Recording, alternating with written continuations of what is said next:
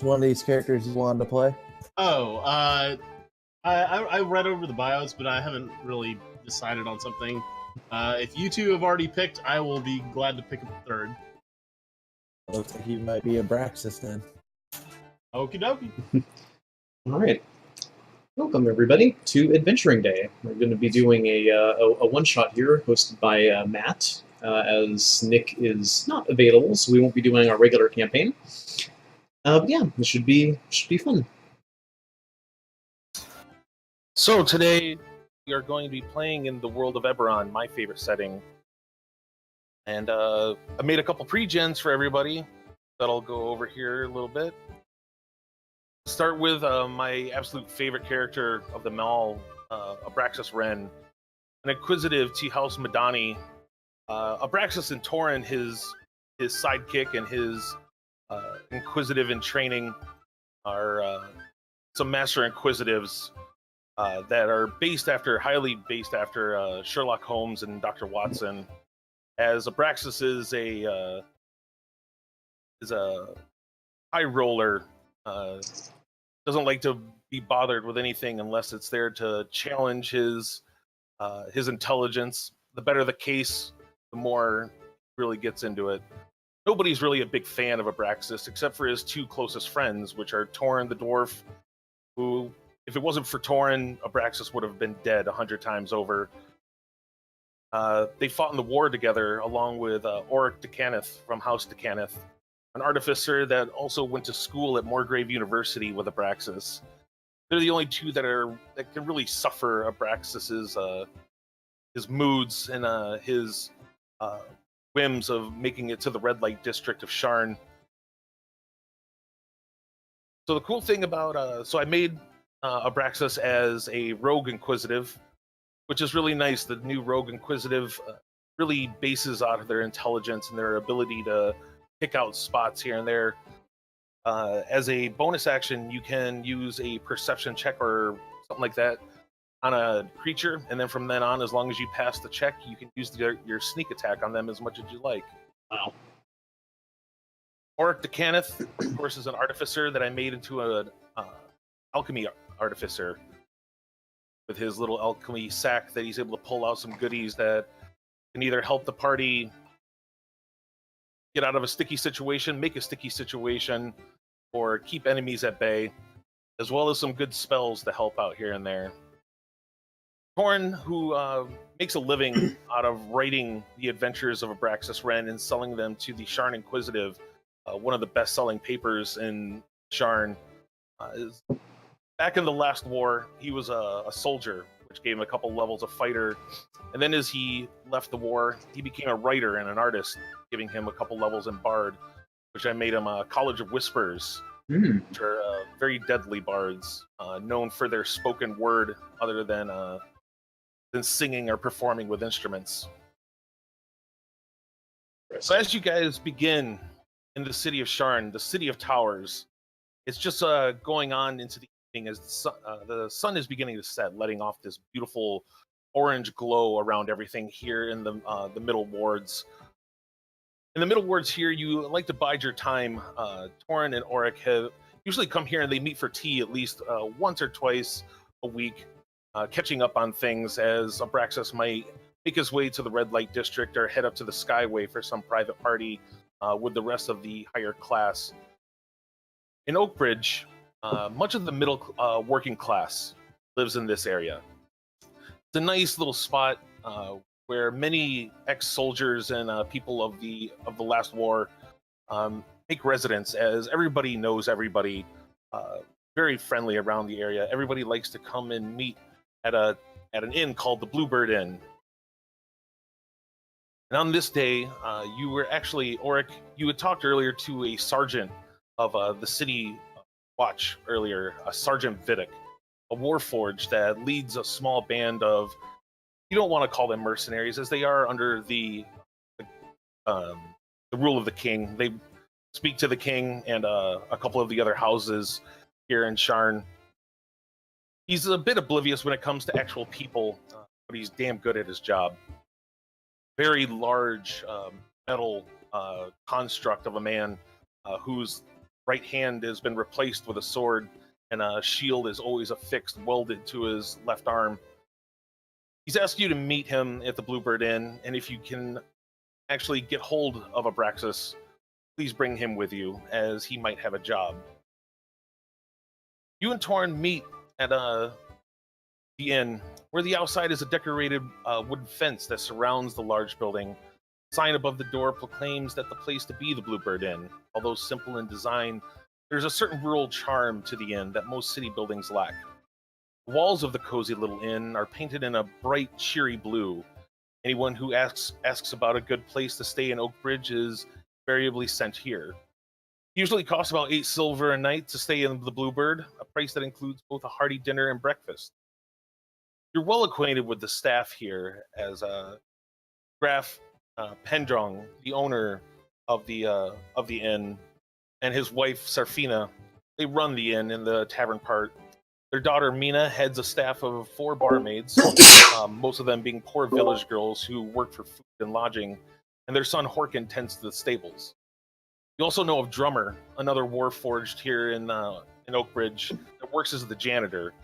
Quiet chap that usually comes up every now and then. You'll see him with a mop and bucket running through as the place packs up full of patrons, and then quickly heads back downstairs to his room, where you can hear him joyfully drumming on his large collection of drums.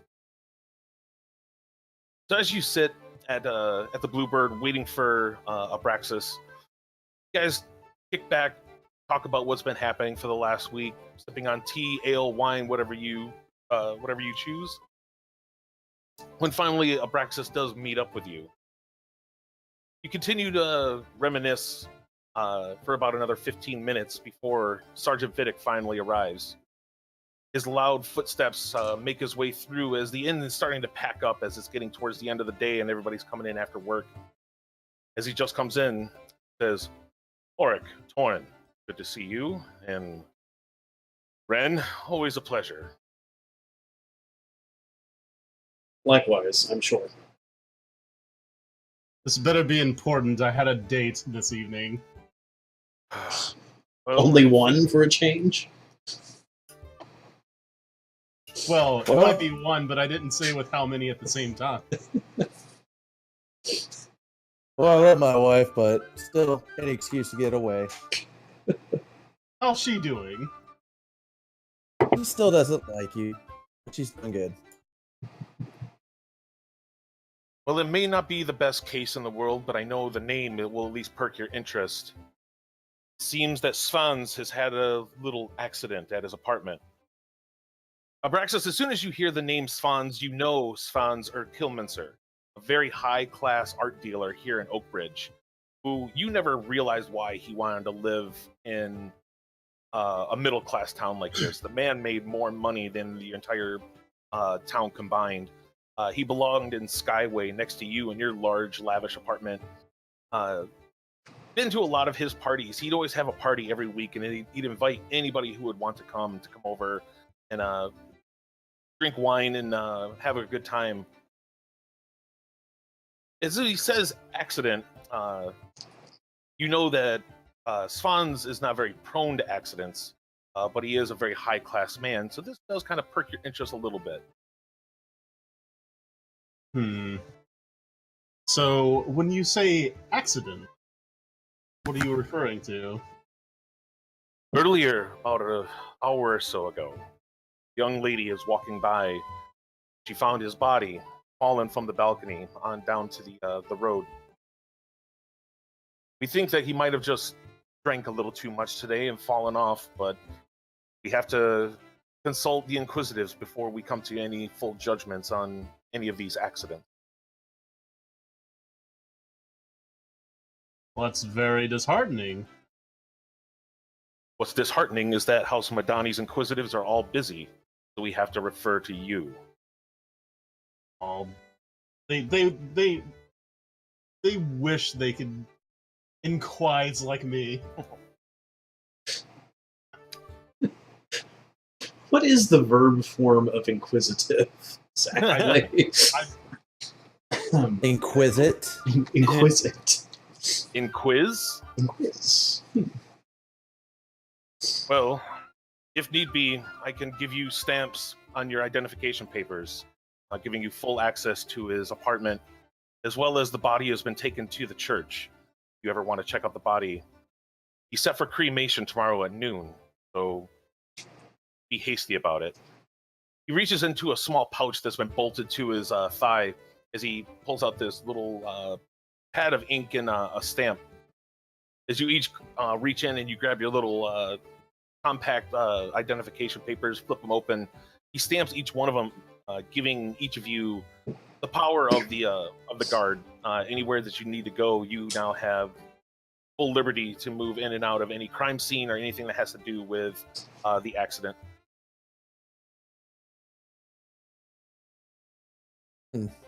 Right. Is it normal, incidentally, to be cremated one day after being discovered dead? Abraxas knows that Svan's never married. He didn't have any family. He just had a lot of friends. So there was nobody really to claim his body or do anything for funeral rites. Also, you do know that he was a follower of the Silver Flame, which is a big religion in Corvair, where it is every body is said to be cremated at a certain time after death. Okay. Interesting. Well, as I see it, his apartment isn't going anywhere. We might as well visit the church before that bit of information slips by. I agree there. Let's do that. Body would be the logical place to look. Also, thank you, DM, for mercifully giving me goggles of night as a human. Because that would have been awesome otherwise. Yes. Good old artificers and their magic items. Yeah, don't have to wait for the DM to hand it out. You can craft it yourself. But yes, this should be a rather trivial affair to look into, I'm sure. I'll finish my tea. As you take the last couple sips of your tea and pay your tab, throw a few Galifars down on the table, you all make your way out. Abraxas isn't a big fan of walking long distances, so he quickly hails a sky cab. As the coach comes down the burning ring of elemental power, bringing it to the ground, you all load yourselves in, start heading to the church. As you fly off and start heading towards it, you can see that the elegant wood and metal building stands out among the masses of simple homes and shops with its beautiful stained glass windows and skillfully engraved walls. The facade shows righteous paladins defeating the powers of darkness, many torches of silvery flame all around it. Yes. Those monuments always bring a smile to my mouth whenever we go by. Certainly is impressive architecture. It is. Kind of reminds us of the days back in the war, huh, boys?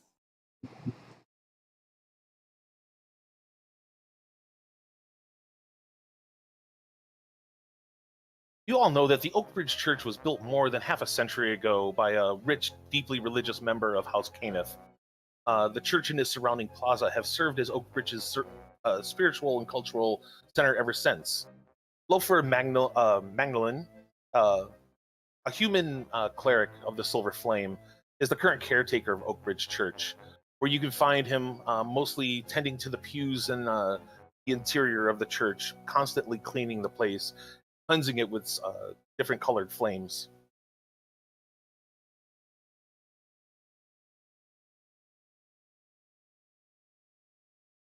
Right on. As you all straighten out your coats and clothes, you make your way through the large doors of the church, entering into the grand service area, where you can see Lofer doing his same old, hanging out near the front of the pews as he's going around dusting each one of them. As the doors creak open and they echo throughout the large church, he looks up and he says, "Oh, welcome, gentlemen, welcome. How can I help you today?" We heard that recently you have acquired a cadaver that is to be disposed of tomorrow. If you're referring to Master Clemenzer, then yes, we do. We have his body down in the basement at the moment. We have been requested to look into his passing. By any chance, may we have a moment to look at the body? If you have the right documentation, I would not be able to say no. I present my documentation. Right. As you click open the your identification papers, he takes a look as he says, "Oh, Wren, I've heard of you. Follow As me." have most. Who hasn't? It slowly takes you down the winding Indeed. tunnels that leads down to the mortuary. Inside, you find a stone room. It's nice and cold down here, as it seems that some sort of minor magics have been used to keep the place cold. You can see that a couple freezers have been fitted into the wall. That each of them has a rune of cold etched into each one of them. As on a metal table, you see the body of the recently deceased Svans. If you need me, I'll be upstairs. I'll give you all the time that you need. As the priest then leaves and locks the door behind him.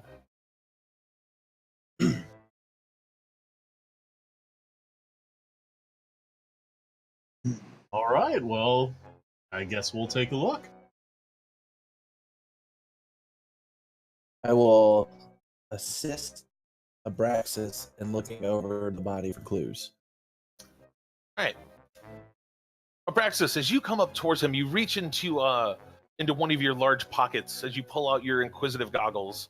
Whenever you use your inquisitive goggles, they give you a +2 to all investigation and perception checks. Oh, That has to do with seeing. So as you pop these on, many different lenses start clicking in and out, making sure that you're getting the right visibilities. So if you'd like, you can go ahead and do an investigation roll with the help of Torin, so you'll have advantage.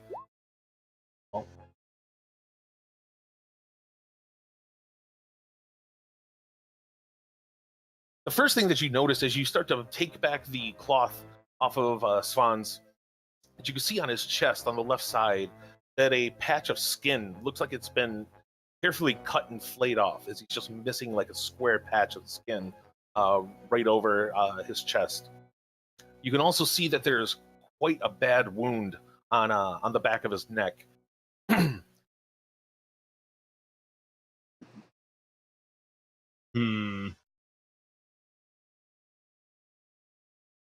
I find it strange that there doesn't seem. Does the wound on the back of the neck seem like it was bludgeoned, cut, burned? It looks like a large stab wound. You can't really tell. He hasn't been cleaned up yet. But if anybody would like to do a medicine roll, they can get a little bit more information. Well, I am proficient in medicine, so I will certainly take a look at that wound. Okay. All right. As you look over, it seems, from what you can tell, is that this wound was made with what looks to be like a little bit larger than a dagger, but a very curved blade, almost to be curved like a sickle, but not so much. It looks as if, and as you go over the body looking for more, you can tell that it seems there's no real bruising on the body, but the bruises that you do find, it shows that when he did hit the ground, he was dead before impact. Well, I think this is quite clearly a murder then.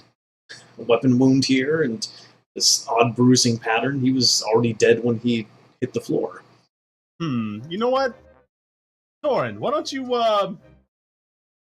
open his mouth and smell his breath? See if you can't see any alcohol. Nose. See with your. Yes. I will do the jobs you don't want to, as usual, dear friend. What? Okay, let's see As I here. open his mouth and not stick my nose directly in it, but waft it up towards my nose, if I can detect any hints of alcohol. Okay, go ahead and do a perception check.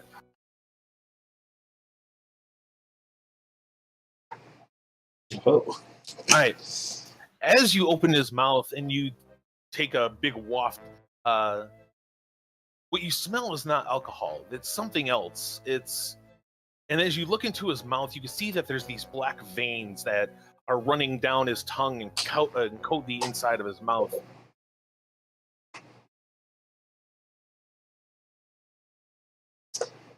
Lovely. Braxis, take a look at this. We got the inside of his mouth. There are black veins all up in there. I will lean in, but he obviously kind of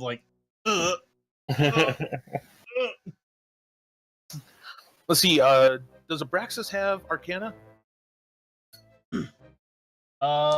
Yes, he is proficient in Arcana. All right, do an Arcana roll for me. Got it. As you look in, you realize what happens here, and it quickly makes you look at the wound yet again as you go and you find some water and start sponging off the dried blood along the wound. And you can see that the black veins are coming off from the wound as well. And you can tell that this wound is from a weapon called a Bane weapon. Bane weapon is now outlawed. They were, after the Treaty of Thronehold was signed after the last war, these weapons became highly illegal, as it was very powerful magics to create these things. And each Bane weapon is set for a race. So you'd have a human Bane weapon, dwarf Bane weapon, yada, yada, yada. But now, if you were ever to try to find one in the Shadow Network, you're looking at about 20 grand to buy one of these. I will reiterate that information to the party. Whoever we're dealing with is very wealthy, or at least kind of wealthy. Not as wealthy as me, but yeah, I'll pull out a little pen and paper and kind of make a note of our findings. I'm already writing everything down that you say. Wealthy, you say, but you also said, Abraxas, you said it was caused by a Bane weapon. Each Bane weapon is caused by a certain race. Which race's Bane weapon would cause these blackness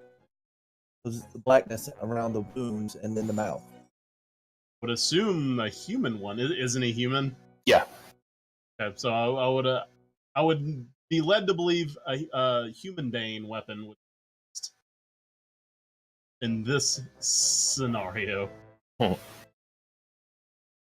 And Auric is of course disturbed by the murder, but also thinking, my God, if I could make things like this someday. Purely as an intellectual exercise, I'm sure. So looking closer at the patch of skin that was flayed off of his chest, is there any black veins around that as well, or is that just... Nope, it looks like it was cleaned with a surgical implement of some sort. They want whoever took it made sure they wanted to keep it very nice. I am led to believe that might have been kept as a token to prove that the job was done. Wound on chest. Certainly would indicate an assassination rather than a straight murder, if that's the case. And so it's more like someone filleted a piece off his chest. Yep, there's just a little patch, probably about 3 inches by 3 inch square, just taken from his chest. And to go through such expense, someone must have wanted this man dead. Indeed. Whoever they were, they're not afraid of spending money to get what they want. I can at least respect that. Well, unless you guys see anything else, might be on our way. There's one last thing I'd like to take a look at. as I pull out my wand of magic detection. And I would like to expend a charge on that to cast Detect Magic. Okay. See if there's any magic worked upon this this corpse. All right. There is actually quite a bit of magic, let alone from the magics of the Bane Dagger that was used on him. You could tell that a whole person spell had been used recently. Hmm.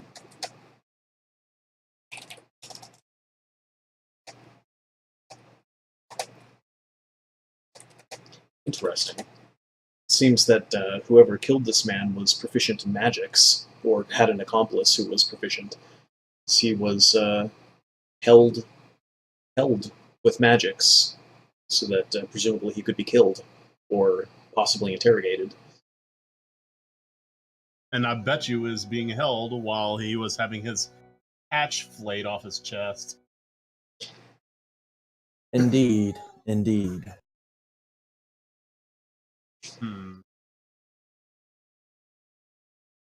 Well, I do not see anything else here, so maybe we should head by his abode and see if we can't glean any more information. Yes. Because I don't think there's any much more we could learn from the corpse. Only the dead told tales. By everything. If only we had a Does anybody cleric. have a scroll of resurrection? Or speak with dead. No. Your estimations, when would you estimate the time of death? Estimated time of death. Do another medicine roll. Oh, goody. 14. Better than 9. All right. As Here, I'll it's, give that a guy. what you can gather, as it's encroaching on about 5:30 right now, that the time of death was probably around 3:30. Oh, wow.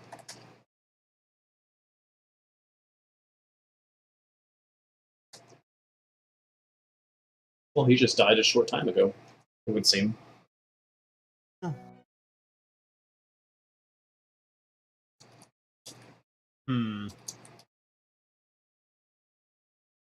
AM or PM? PM, I presume? Yeah, PM. Just a mere 2 hours ago. Just think, my God, we were just starting to meet up when this man was killed.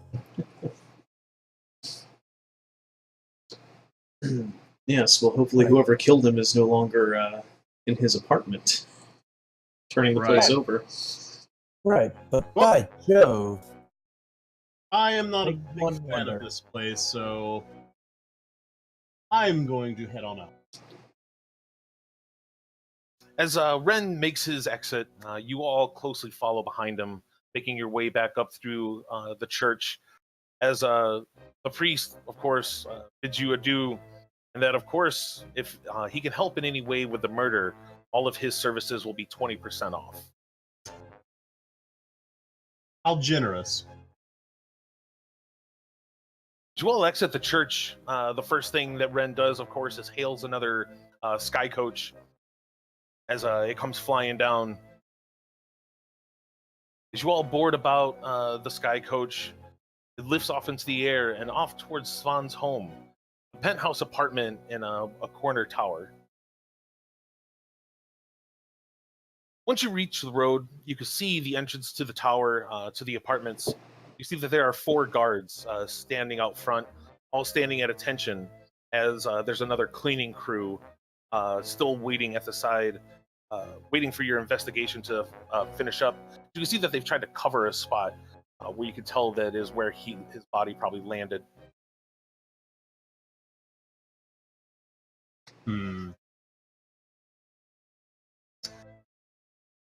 Let's see.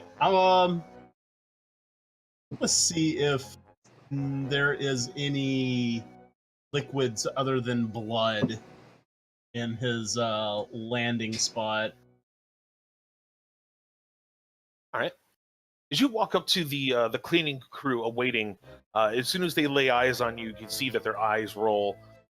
as they just get out of your way. As you reach down and start examining a large spot where he landed, you see that there's barely any blood, which also signifies that he was well dead on impact. Go ahead and do an investigation roll. Got it. As you get in close and start checking it out, you can see the area that he landed, and you start looking up and down from the balcony down to the road below, trying to gain any clue you can. And where there is just a little bit of blood, you also notice that there's a fine white powder down near it as well. Would like to try to identify the powder. All right. As you pick it up and you smash it between your fingers, you'd have to guess that it looks like just plain baking powder or maybe flour.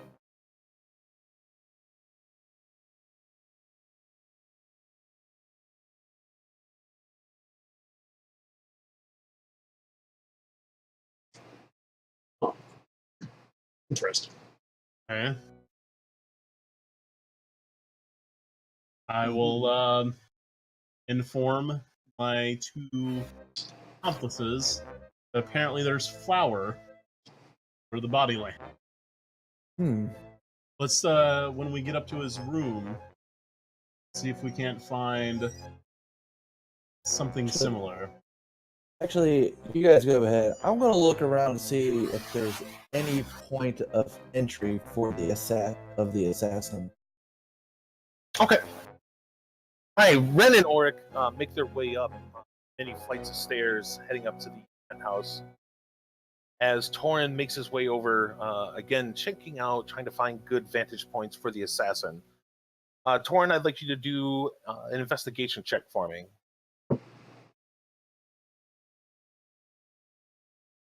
As you start going over, trying to find any handholds down here below, or any forms of scratches or marks that shows that somebody was trying to scale the building, you don't seem to find anything outside here. There's not much that you can really get up to, as when you look up, the balcony of his penthouse is a good almost 50 feet up from where you're at.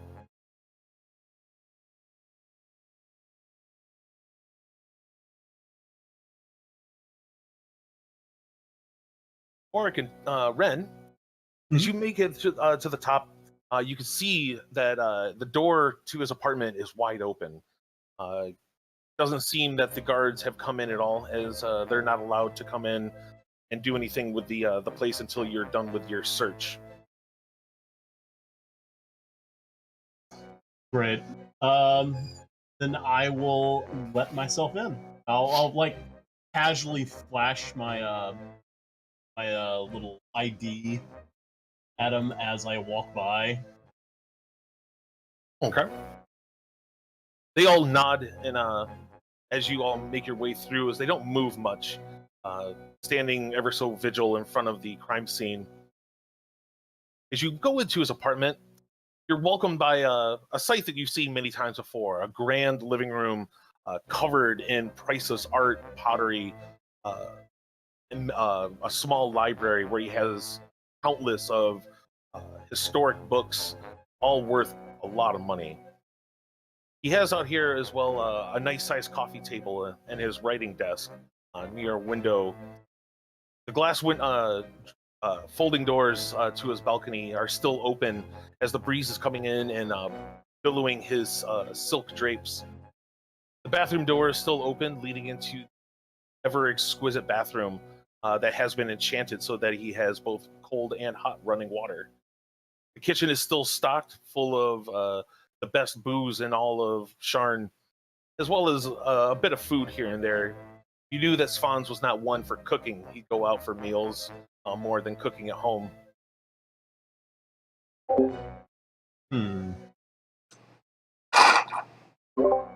Any trace of baking powder about the premises? Let's see, go ahead and do an investigation check. All right. So this goes better than my medicine checks. Aha! Right, yes. As you start heading right for the balcony, You start to examine every little bit of crack and crevice near the carpet and the walls.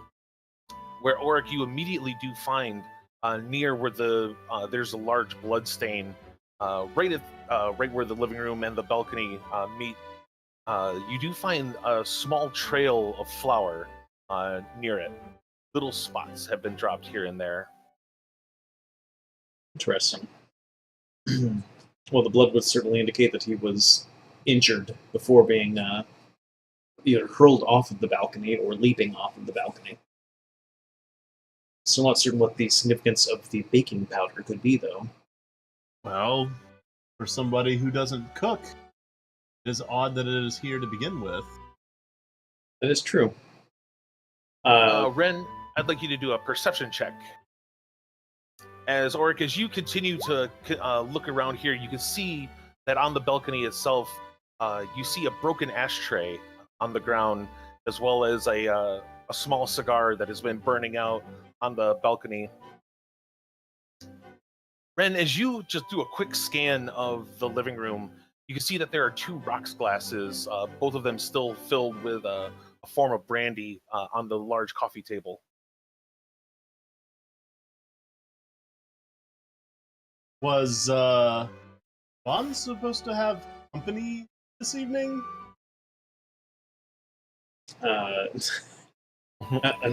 Another question might be, was Fawn a smoker as well? You knew that Svans would enjoy a good cigar when he had company over. But usually when he had company over, it would be in more numbers of 20 to 30 people. Wasn't a big fan of just bringing one person over. He was more of a homebody, like to be alone more than bringing over single people. Interesting. Then I suppose I'll take a closer look at the ashtray. As you look down at the ashtray, it looks like it's just been knocked off. It might have been sitting up on the banister of the balcony. You can see that there's some of the paint's been chipped off of one of the pegs or the bars in the banister, and it lays in pieces down below.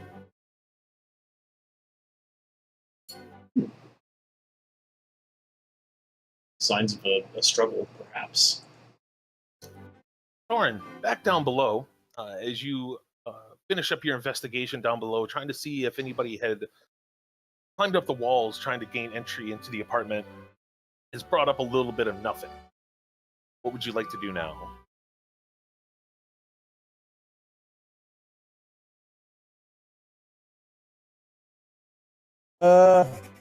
Guess I'll make my way up to them, up to the other 2, to see if they have found anything. Okay. As you make your way up the many, many flights of stairs, you all hear as Thorin comes through the door, huffing and puffing, as the little dwarf legs and these stairs just don't mix. Stairs. Why did it have to be stairs? Well, from what I could gather, there's no outside entry. Like no forcible entry. No one snuck. Seemed like no one snuck in. We found indicators up here that our victim had a guest over. 2 glasses of brandy, a lit cigar. Certainly doesn't seem that someone snuck in or forced their way in, but was rather invited. So that would imply that our assassin, at the very least, might have been an acquaintance. Spawn. Someone he knew. But from what I can remember, that he always had parties. He never had several people over at a time, not just one. So it had to be someone very close to him. Interesting. Perhaps. That or somebody who was imposing to come over and he buckled under peer pressure to entertain them for the evening. Possibly had blackmailed, something blackmail for him. Well, we could speculate as to any number of things, but at this point we need more evidence. True. What about his writing desk over there? Maybe there's an old letter or something? Torn, as you make your way over to the writing desk, you can see that one of the drawers is still pulled out about an inch. As you open up the drawer, you can see that there's been like a scrapbook or like a photo album hastily placed on top of all of his other writing papers and his very meticulously placed pens and other things here. You all know that Svans was a very clean, he liked everything to be straight, organized, crisp lines. And seeing such a book just kind of like thrown in here is not like him. I will pull the book out and start looking through it. As you leaf through the book, you can see that it's a book full of newspaper clippings, anywhere from the Gazetteer to the Sharn Inquisitor to many other publications all over Corvair. They're clippings of what seems to be a circus called the Peace Circus. And as you're coming through, you're looking at all of it. All the clippings have been nicely cut out, looking like it was taken a razor to. Everything is at a perfect right edge, placed in here. But then there's one that looks like it was just torn out of the paper and slapped on one of the pages, where a lot of the words are. It's really hard to see, but the headline still comes out as it says, "Tragedy hits where peace performs." And just to clarify, the spelling of peace is... As in peace, man. Okay. Sorry, it just sounded like P Circus. Like, Nope, great clarification. I think we have a motive for murder here. Or blackmail, rather. Interesting. And we have a Rita. That's your thing. It's a different thing. Oh my.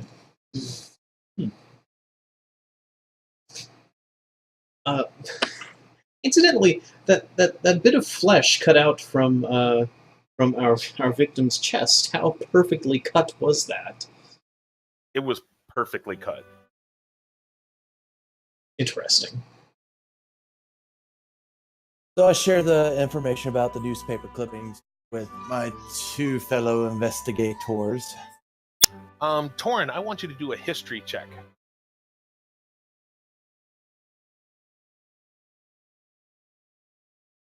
Nice. Wow. You remember back in the days of the war, you remembered the Peace Circus. They actually came to a spot that you were stationed at the meantime. They were one of the most beloved circuses that you've heard of, with their biggest act being an animal tamer that actually had 3 Deinonychuses, which are like feathered velociraptors. They were the prized entertainment of the circus. The circus was composed of 50 plus members, and they had everything from a strong man to the bearded lady, clowns to trapeze artists.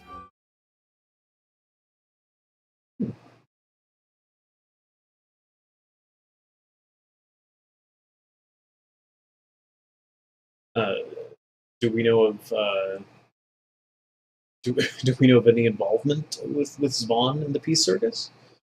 Not that you know of. If he did, he never brought it up. I see. Peculiar. Happen to be any photographs at all in any of these clippings? Yes, in fact, there are. As you go through and you find a couple of good illustrations of the circus, you can see that there are a few people in the troupe that look oddly familiar to some folks around town. The first one up, a man, a half elf, or an elf, standing in a circle of the 3 Deinonychuses, standing there in a technicolored vest, with the whole getup, the knee-high boots, the white pants, the high collar. He has a whip in one hand, and he has at his side a very fanciful rapier.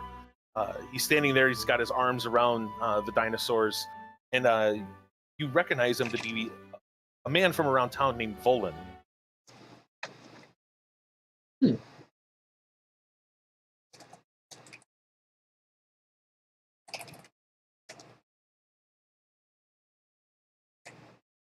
Anybody else recognizable?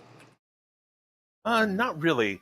It did seem that the circus had a warforged that makes you think of Drummer, but it's kind of hard to discern one warforged from another when it's just them out in their natural state, not wearing any sort of heraldry or anything that they were in the war.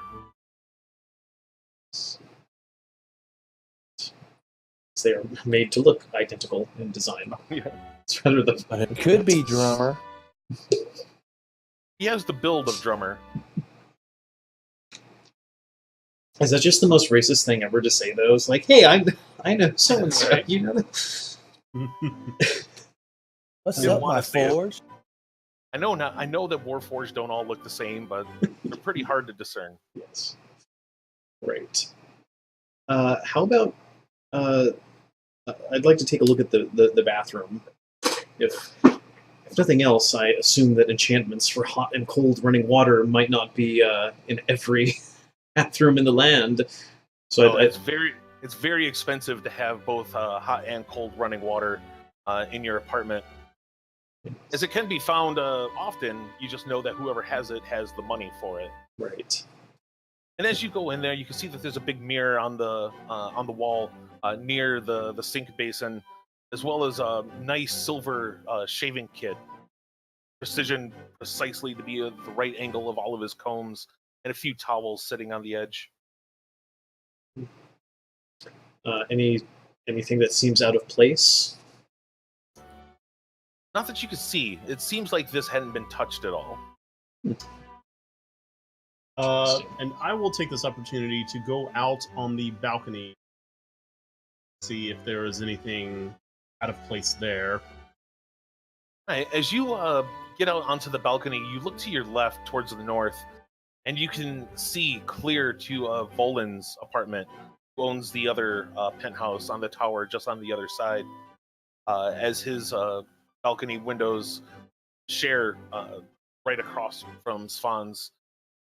As you look around the balcony, you're also looking for a possibility that the intruder might have climbed through, but it doesn't seem that you can find any sort of markings from them climbing, unless they had some form of boots of spider climb.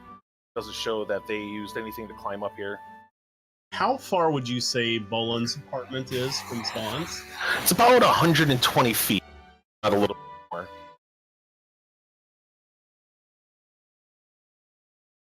Okay. Hmm.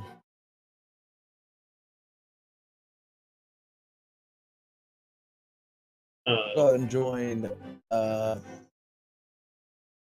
Arbraxis.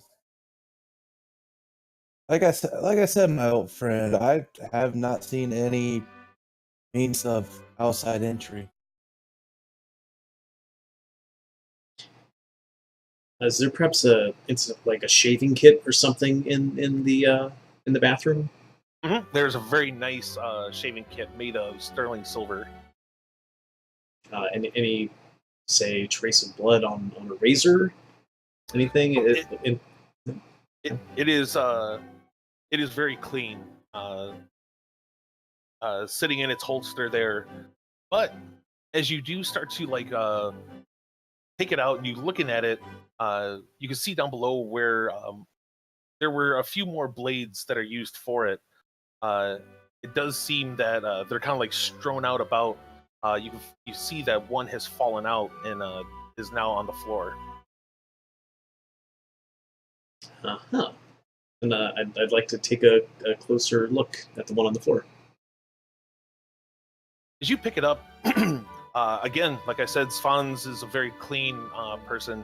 He would never leave even just a razor blade for protecting his feet and, of course, the meticulous look of his home.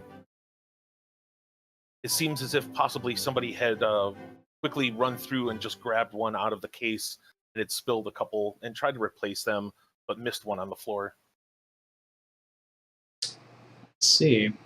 And would I be able to connect the wound on the chest to what perhaps this blade might have made, or a similar blade?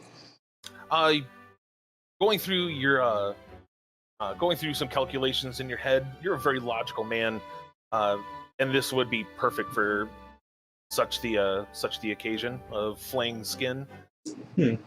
Interesting.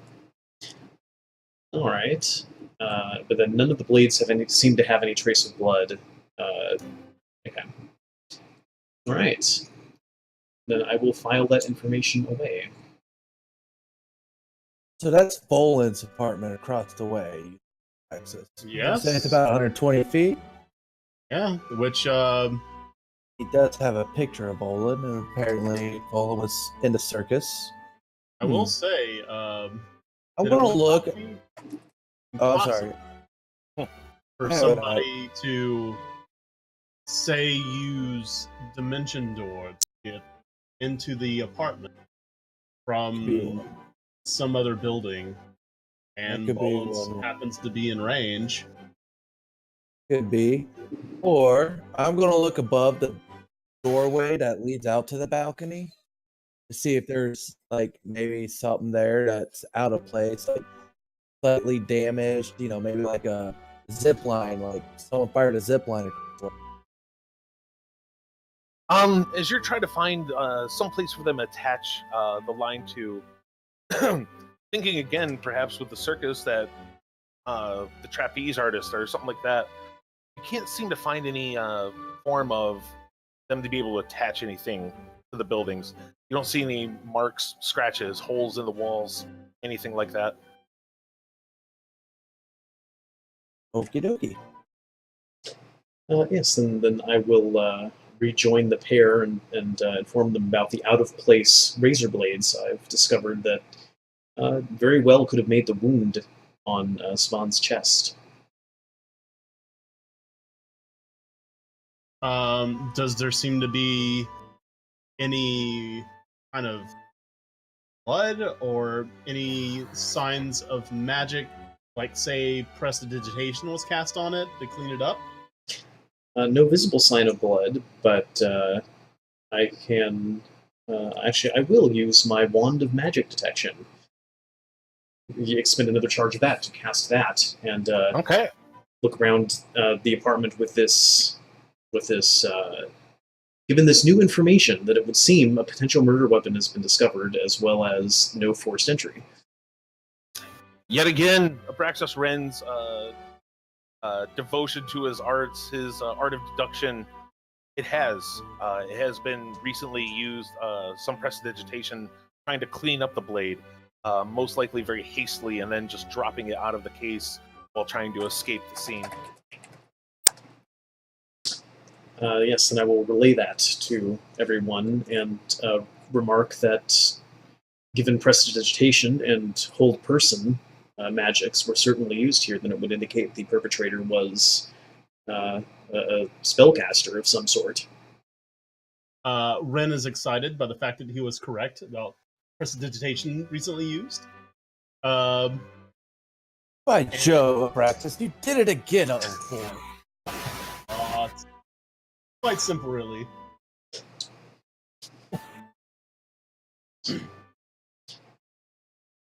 But the problem lies now is that we have an assassin. We know nothing about it other than they were here. They may or may not be expected. And so far, the only feasible way we know that they could have gotten in here is potentially through a teleportation spell like Dimension. Provided there was no invitation or coercion. Oh, yeah. I mean, if they were invited in, there would be no need. Yes. But why would you fillet someone's chest like that? If an assassin made a contract with someone, then the person paying the assassin most likely need a token of proof of the deed done. But why off the chest? There could have been it could have just been a piece of skin off any part of the body. It could be the assassin's calling card. It could have been specifically requested by the person hiring the assassin. There are several possibilities. Was there any indication that the book of paper clippings belonged to Svan? Actually, as Torrin, as you were kind of like walking around with the photo album in your hands, you see that there is an empty spot on one of the bookshelves in Svan's library, where the book fit perfectly. I believe so. It was owned by Svan. Why would the murderer not put it back in its place? Certainly seems to have been sloppy, leaving signs of a struggle, hastily cast magic, things out of place. I'm thinking it might not be a bad idea to see if we can't track down Bolin to see if he was in his apartment at the time of the murder.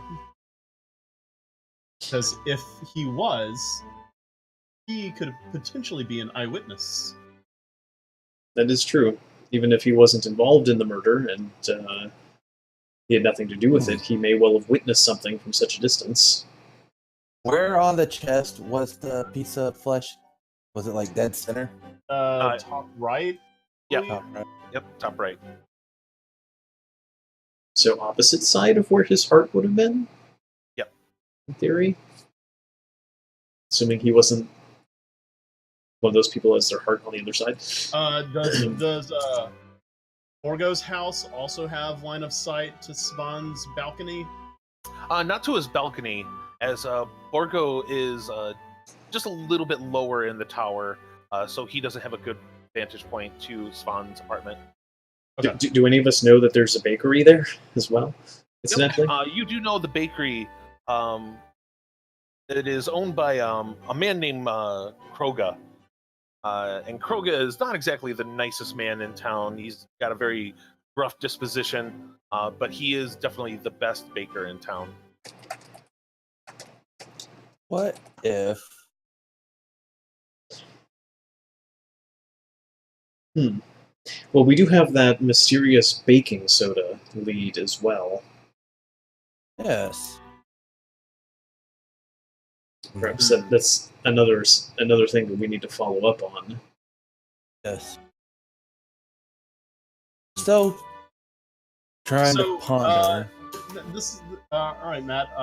Is there anybody that we know in town that would specifically have access to spells like this? Like, maybe something like a sorcerer, warlock, wizard, anybody who's openly, talks about them being. It is a fairly high magic setting, so I would imagine that spells like this would not be uncommon.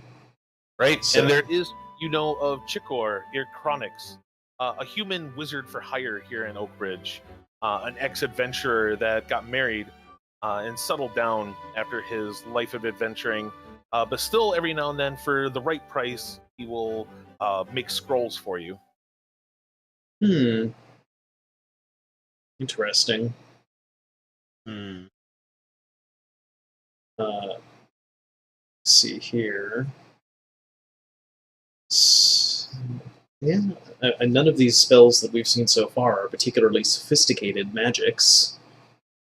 They could have been cast by a novice as well. In fact, given the amount of work and effort it takes most people to master magic and the lack of attention to detail the perpetrator seems to have exercised in cleaning up the crime scene, he may well be an amateur in all regards.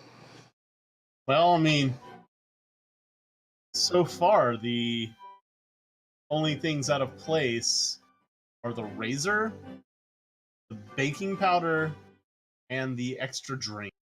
As well as the ashtray up on the balcony. And the book that was left out of place as well. Really, given all of that, the only thing that seems out of place, in a manner of speaking, would be the flesh cut from the corpse. That was the most neat and precise thing. Neat and precise. He was cutting something off on purpose. He wanted neat and precise. Well, if he was using whole a tattoo. Perhaps he had a tattoo there, and killer wanted that as the trophy, so he wanted to be neat and precise. Do we know if Svan ever talked about any tattoos he was particularly proud of, or birthmark or something? As far as you know, Svan never talked about a tattoo. He always overdressed for everything, so he never really showed off that part of his body. Okay. So yeah, if he did have one, you never saw it, and he never really talked about it. Hmm. Do we know if Svan entertained ladies in a personal manner? As a bachelor, it's most likely he did. But like I said, he usually liked to do his courting amongst a party to kind of show off the ladies as more of an accessory than anything else. So if he did bring home a lady, she must have been something special, or possibly ensorcelled them in some way. Not entirely knowing the standard fashions in Eberron, can I assume that women wore lipstick or not? Yes, in Eberron, think of what people are wearing. Think of Victorian. Okay. Then yeah, I'd like to take a look at one of those brandy glasses and see if there's any trace of feminine makeup products. There is a thick lip print in red lipstick on the glass. Ooh. See, it's not International Nobody Wears Lipstick Day. Yes. Yes, God save the Queen and all. Well, we may have a gender, Yes. but not much else. Are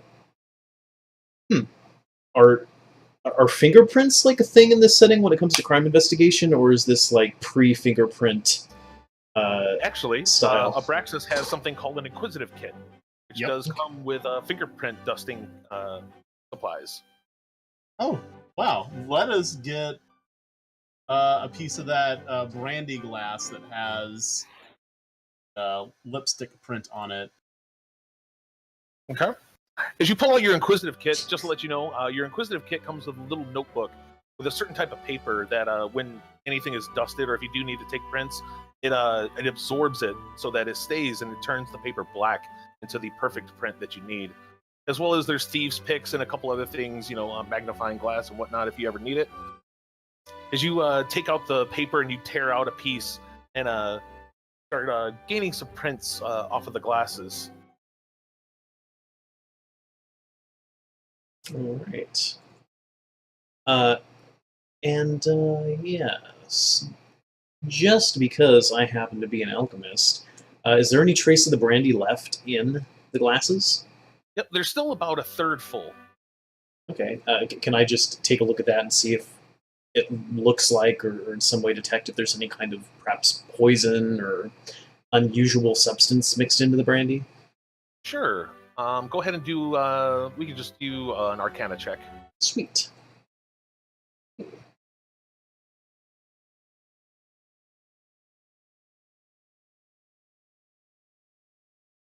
From what you can tell, you take a few samples and take some vials out of your alchemist satchel. Start doing some weird science here.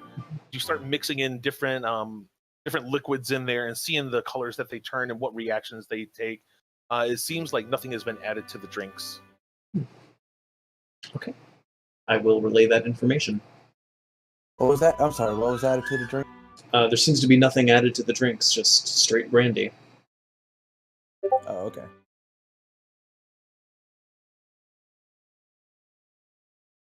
Is there still glass? Is there still brandy in Spawn's glass? Or what appears to be Spawn's glass? Yeah, both of them seem to be still about a third there.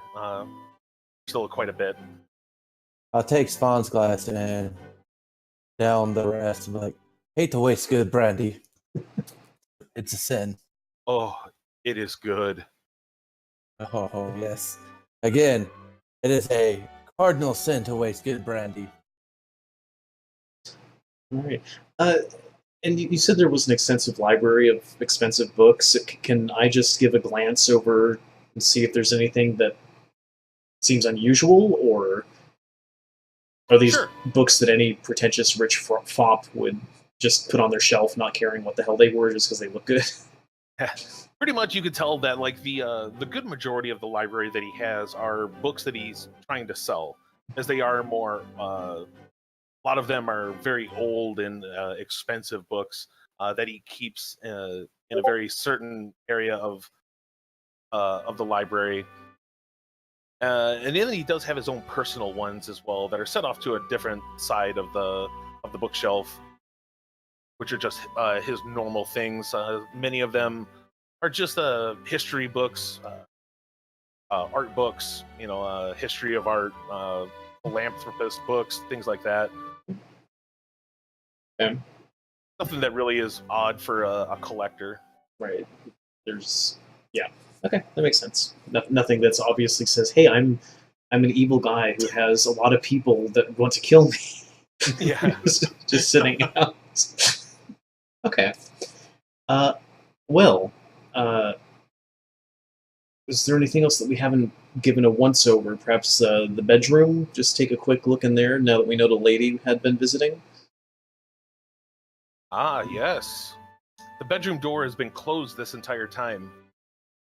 And as it slides open to a gigantic master bedroom, you see the king-size bed as well as a very large oaken armoire that has been opened. Looked like somebody had a change of clothes here, as there is a dress on the floor and the bed is unmade.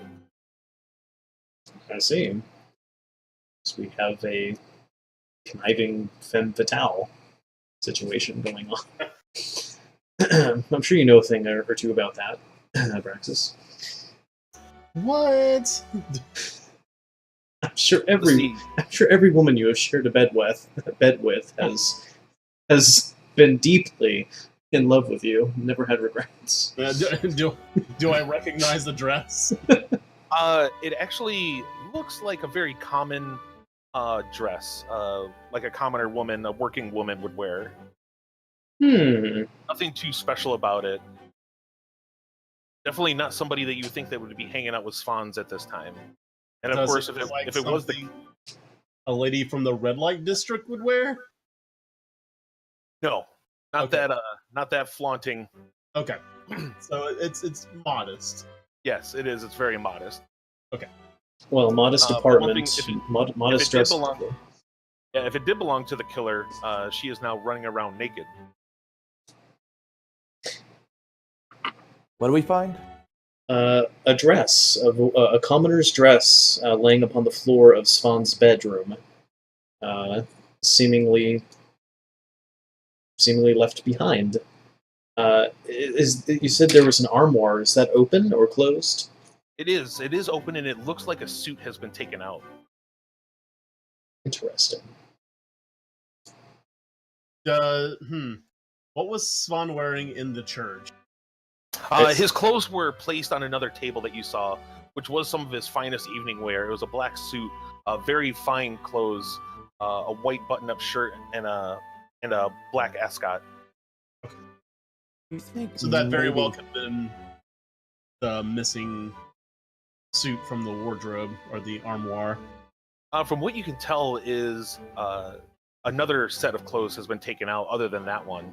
Oh, okay. As if the killer had taken it, changed into his clothes, and then left. Or the killer, yes. Huh. Now, how much does alter self change about a person's physiology? Incidentally, Spawn had a thing for ladies of the evening. As this thought crosses your mind, Auric, I want you to do an investigation roll. You could go ahead and get advantage on it, as everybody is still kind of looking around. All right. Switch that. Oh. Nice. As you're walking around, and this is kind of like going through your head about an alter self spell, you kneel down near the dress as you start to, you pull out one of your wands and you start moving it. As you do see that there is a long, very long white hair mixed in the clothes. And now I'd like you to do a nature check. Alrighty, let's take a look there. You know that here in Corvair and in Eberron, there's another race called a changeling that is quite common around the area. and they're known to have either pale white skin or gray skin, but always have stark white hair. Interesting.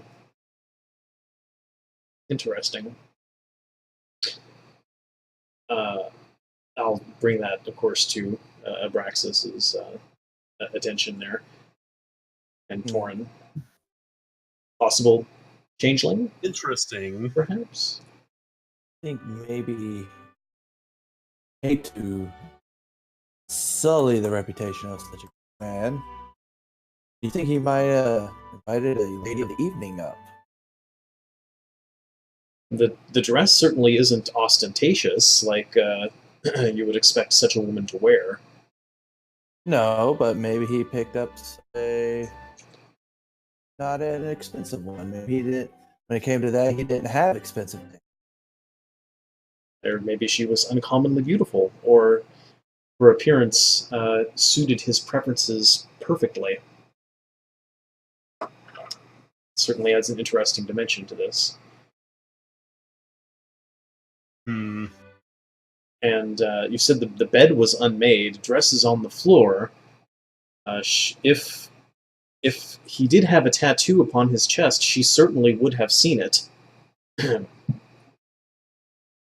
Okay. She All could right. possibly have been. Let's say that let's try to play this back right. Let's assume that a changeling was invited in. They sit down, have a cup of brandy, then head to the bed. At some point, either before or after, maybe coitus didn't happen, but at some point, this changeling would have casted the hold person spell, taken the trophy skin, stabbed him in the back of the neck with the bane weapon, and pushed him out of the balcony. At which point she would have ran back into the bedroom, changed his clothes, and changed her appearance to most likely himself, and left right out the front door. Wren's deduction yet again paints the perfect picture that after a possible romp in the bedroom, Fonz stepped out to the balcony to have a cigar. Standing there, getting some fresh air, little did he know that the whole person spell would soon take effect, as the would-be assassin would then attack, possibly flaying the skin before the killing blow, and then tossing him off the balcony. Interesting. So, especially given the use of a bane weapon, perhaps not a crime of passion, but something that was rather premeditated. Both neat and sloppy in certain respects. Right. Right. But for her to be invited, it would have been planned perfectly for knowing that he would pick that particular woman, unless he sees a particular lady for these services all the time. This changeling just happened to know about it and just take the appearance of his usual. Perhaps taking on the appearance of someone he knew. In any case, it would seem there are a number of pieces to this puzzle that remain unanswered. Most importantly is, where's our changeling? And what do they look like? Right. The question Whatever is the hell they now, want. do we know if there's like a red light district of the town? The red light district is, find it on a, it's in the middle wards. Boy. Or I think it might be in the lower wards.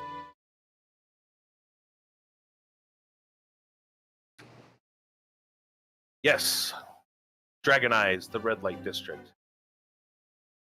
That's a very evocative name. We have a picture of Spawn. or Oh, an yes, you can- illustration, I assume. You can Okay. find one here in his apartment. He is quite vain. Okay, like, is there one that's pocket sized? Yeah, you can find a nice small one, like a 5x4 that he has in a frame on his writing desk, so that he can look at himself while he writes. I'm gonna take that one. Okay. Well, our clearest lead that we have is the apartment across the way, Right. and Let's then see if we can't find our friend Volin. yes, Right. Then also talk to the baker. Then after the baker, maybe we should head down to this red light district, see if maybe of the ladies there might have Or some man. info. Or man. Or No. creature, whatever a changeling It- wants to be. But I'm just saying that Spawn did have a particular flavor a particular woman he saw. Maybe some of the other women there might know too. perhaps this changeling did her research. Mm-hmm. But yes, I think that Volan's home is the clearest lead that we might like to follow up on. Yes, let's start with Volan's. All right. You make your way down the tower, leaving the area, and if you wish, you can give the guards the go ahead if your investigation is over with. Yeah. I'll wave them through. As you just go across the way, walking along the narrow roads that circle around the towers, you make your way to the other side and start heading up stairs to the apartments across the way from Svan's. Of course, yet again, another large flight of stairs. Torin is huffing and puffing behind you all as you make it to the top. As you see the double oaken doors at the penthouse of this tower.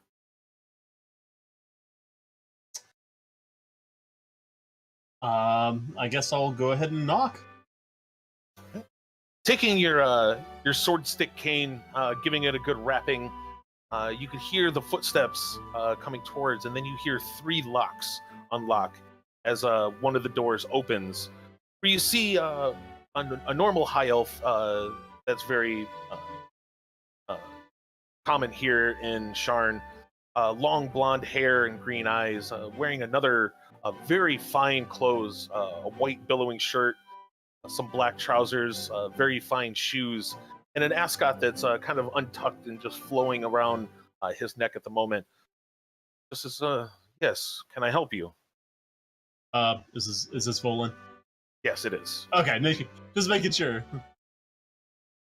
I don't know if you've heard the news, but Svan has died, and we have reason to believe there is murder afoot.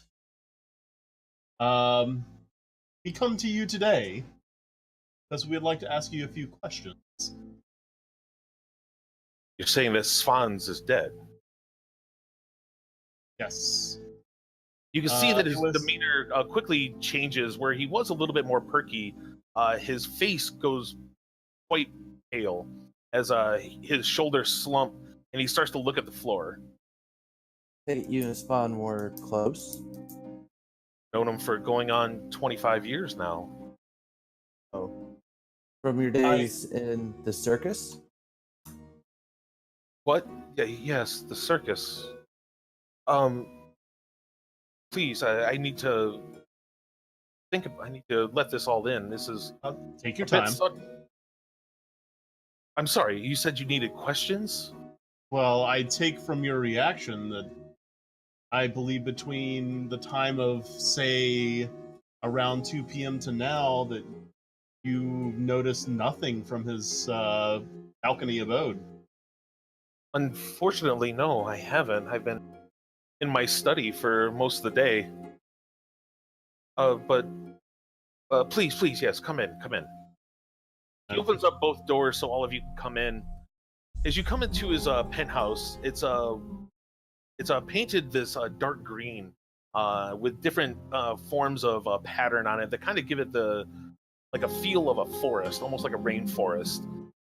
All along his walls, you can see pictures of him with the 3 dinosaurs and different other people of the circus. You see on a plaque on the wall the very fanciful rapier along with the smaller rapier, making a duelist set, placed like a trophy on his wall. Off to the right, you can see the open door that leads into his study, where there's a small library and a writing desk. He goes over to a very large armchair and grabs up a bottle of some sort of dark liquor and pours a glass. Please, where's my manners? Can I offer you a drink? Oh, that would be Yes. wonderful. Thank you. Thank you very much. No, thank you. He pours the 2 drinks and sets them off on a coffee table in front of his large sofa, and then slumps down into the armchair. I'll raise it and say to Svan. I will raise my glass as well to that. He slowly raises the glass as well, as he doesn't say anything, but he does nod and gives a little bit of a smile, and then takes a big drink. Yeah, Take a sip. while that's going on, Auric is looking around the room, seeing if there's anything out of place or that would raise my attention. All right. You want to take your time and give it a good sweep, or you just want to give it a quick glance? Just a quick glance while everyone is distracted with a drink for a moment. Okay, go ahead and do a perception check. Oof. I'm getting good rolls tonight. Unfortunately, with Wren there, some sort of boisterous acts would be played, kind of keeping you from your concentration, trying to see everything as you're consistently going back to turning your attention to them. Volan sits there as he, he kind of like strokes his chin a little bit. He says, "So when did you say this happened?" Time of death was at 3:30 p.m. So not, but I guess it would be about 3 hours ago now. So what happened? We have reason to believe that somebody has killed him. It was told that he fell off his balcony and died from the fall after visiting his abode. It seems that there was a woman there, perhaps. Over the past few days, have you talked with him? Has he mentioned maybe a new love in his life? No, really. He's been spending a lot of time at the Bluebird recently. Perhaps he did. Perhaps he met somebody and they've been making arrangements to meet there. He hasn't brought it up to me, at least. Not that I can remember. If he did say anything about courting a woman, it would be a definite change in his lifestyle. Yes, I want to bring up his lifestyle. I know. I mean, you have a clear view of his balcony and his room. Have you happened by chance noticed that he entertains just a single woman over the past few weeks, months? Not that I've seen. No. Okay.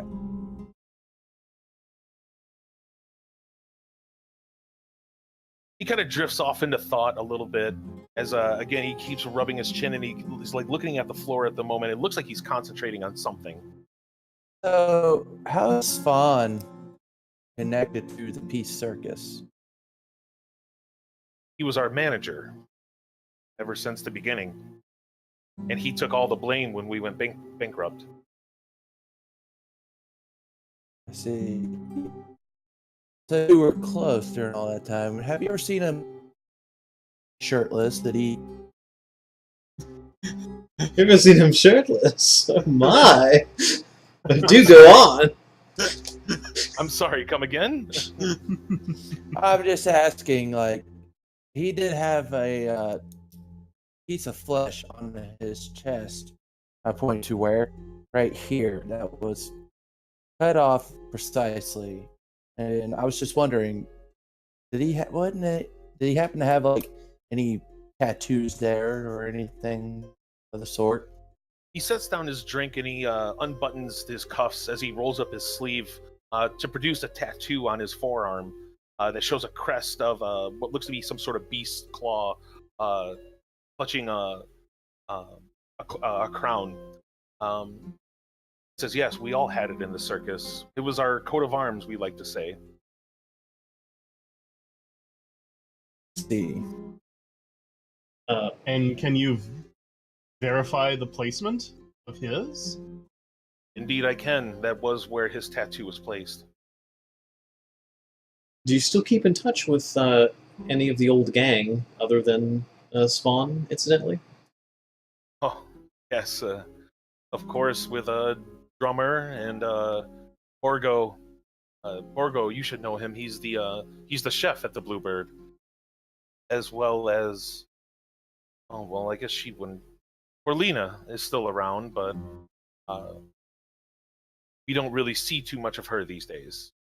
Her and her husband kind of stick to themselves. Everybody do insight checks. If you can put those names back in the chat. Yep.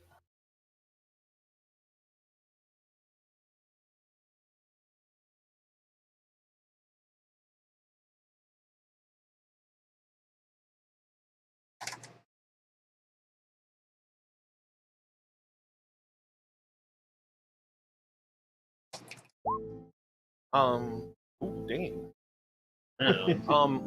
All of you guys get when he starts talking about Corlina, and Rocktar is her husband's name. He was he talks about him. He was the strong man in the circus, and now he makes a living training the warriors of Brelin here in Sharn. But when he speaks of Corlina and how he doesn't see her ever, you can definitely tell that he's keeping something.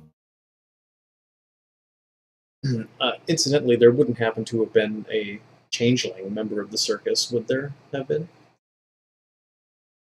He looks up at you with wide eyes and kind of an astonishment, and he just says, "No, there was never a changeling in the circus." Do I need to do an insight check to recognize that that's an unusual reaction?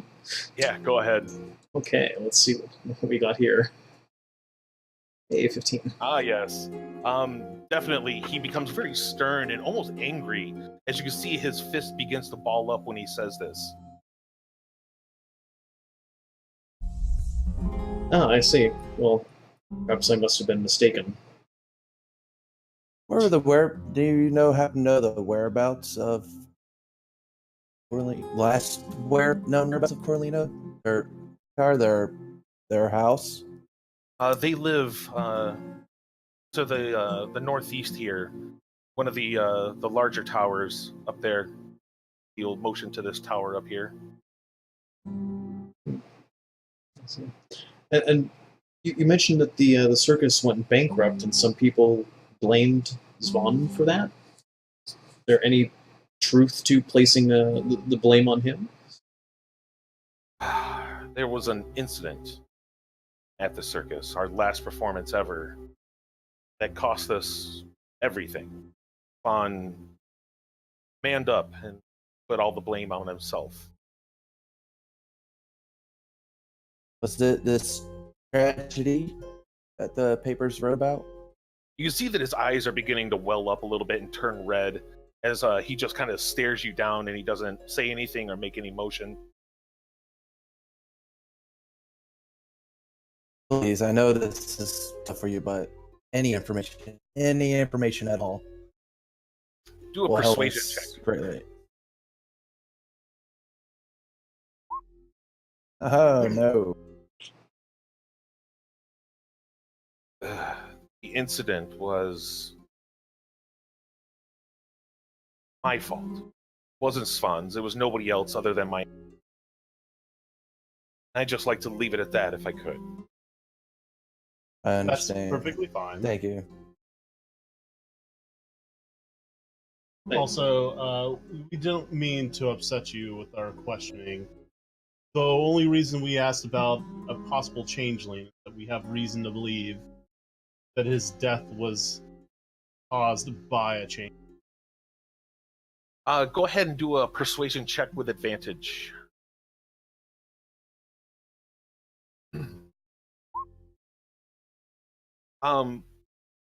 Bolin sits back, unreleasing the tension that he had all throughout his body as he takes another big swig from the glass and sets it down.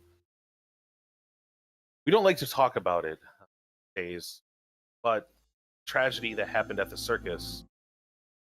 The reason I say it was my fault is because it was my Dionysus that caused the tragedy. Unfortunately, Corlina and I were having an affair at the time. Svan knew about it.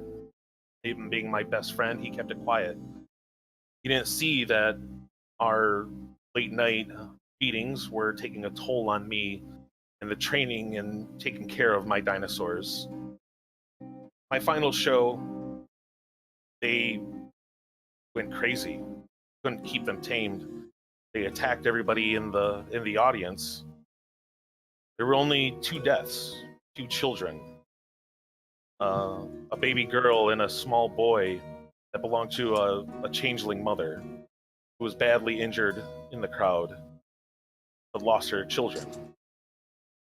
Ever since that day, like I said, we lost every last penny that we had, and we disbanded then, all went our separate ways, and the majority of us all came here to Oak Ridge, trying to find new lives.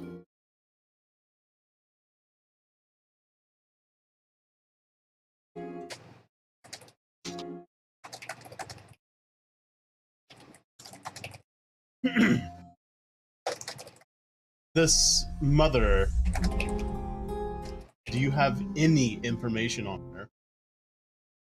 No, I couldn't bear even seeing her after she regained consciousness and was patched up.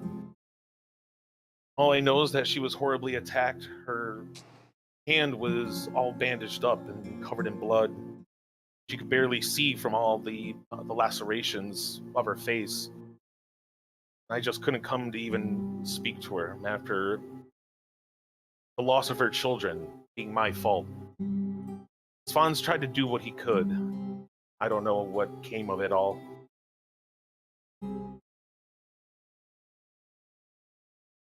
Would it be okay if we asked the local authorities to keep watch on your house? Just in case. I'd appreciate that.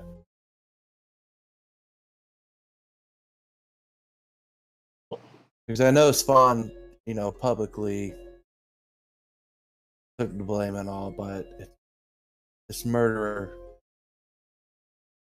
it's a crime of revenge. Anything. The wind cut out that you and Corlina's affair and whatnot was the cause of this tragedy. They might be coming after you. Yeah, well, I wouldn't expect anything less. So yes, please, if there is anything you can do, I'd be glad to pay. Good. We will talk to the local authorities. In the meantime, be safe. Let no one in until I say this is cleared up. I Did will you? make sure of this. And we'll leave you to your thoughts. But one last thing: did this mother at least have a name? Began with a Z. I just can't remember anything else. That is more than enough. Thank you very much for your time. I'm sorry to bring such ill conversation to you. Such a is it a pretty day? It was. All right. Then if we're leaving, when we set out foot outside the door, I'm actually curious. Am I able to pick like a species that sets off an alarm spell? Yeah, sure. Okay. You're crafty enough to be able to do that. Okay. Then I would like to, if or when we head out, to cast alarm as a ritual upon the door, and set the trigger for if a changeling passes over this threshold. All right. And it will be an inaudible mental alarm. Okay. Okay. I guess we're for leaving and whatnot. We need to find whoever, some local authorities and whatnot, and tell them what's going on, and ask them to keep an eye on his apartment. Yes, well, if any changeling should pass through his door, I'll know about it. I'll point to my head.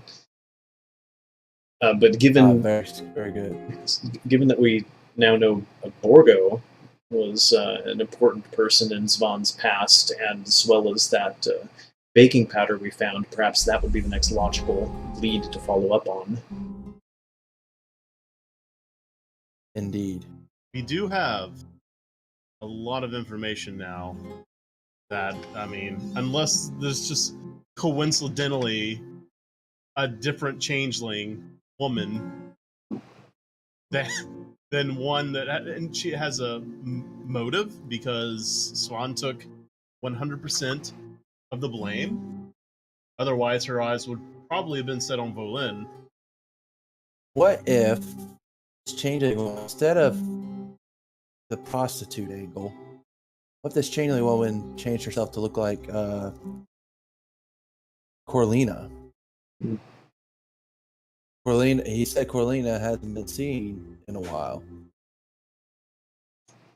Well, I mean, we could always go to Rocktar's house and chat him up and see if he has to say. That does raise a disturbing possibility. If this changeling is impersonating former members of the circus to gain entry into other members' homes, we know she left with a set of Svan's clothing. The nearest home of a circus member, another member of the circus, is Borgo, I believe, near Svan's home. Right. It might behoove us. It might behoove us to go there now. Right. That's a good idea. We should do that. And one of the first questions we need to be asking: when is the last time you've seen Svan? They say anytime after 3:30. We have a. Yes. As you guys leave the apartments and begin to walk along the road, everybody do perception checks for me, please. Oh ho, nat 20. Whoa! Hey, geez. Fine. All right. So, Oric, as you are all making your way out, you can hear behind you these odd scratching noises, as well as low growls and kind of high-pitched yelps that seem to be, in your ears, almost materializing right behind you. I see. Would Oric be able to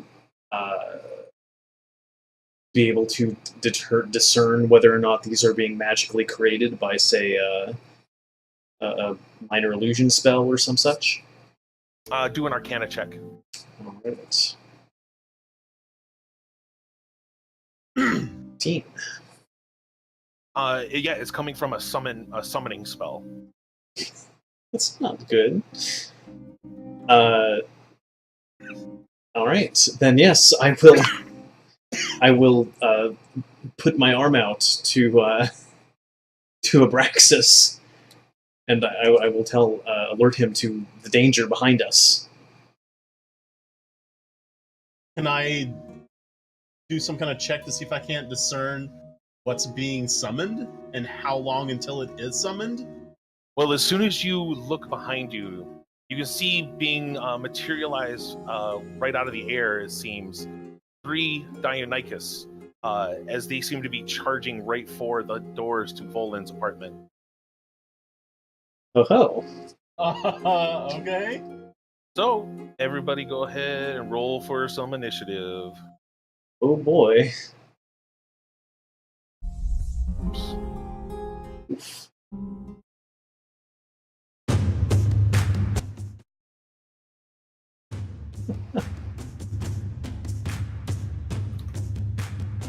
Music's a nice touch, by the way. Yeah.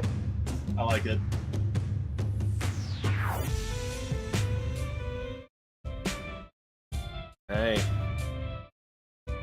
So Arbraxis, using your quick wits and your cunning dexterity, you're the first to act as you see these creatures start charging towards the doors. All right, then let me see here. Oh my! Just yeah, Lantis, for your sword stick. Okay.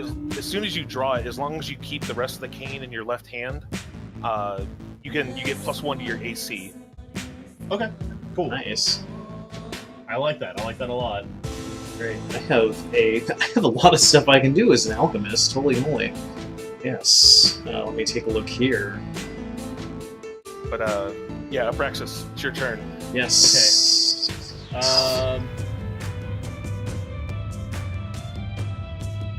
I will immediately jump forward. I'm not going too far. Yeah, I can make it. Run up to the first Dynacris I see, and wielding my cane sword, I will see if I can't plunge into the skin.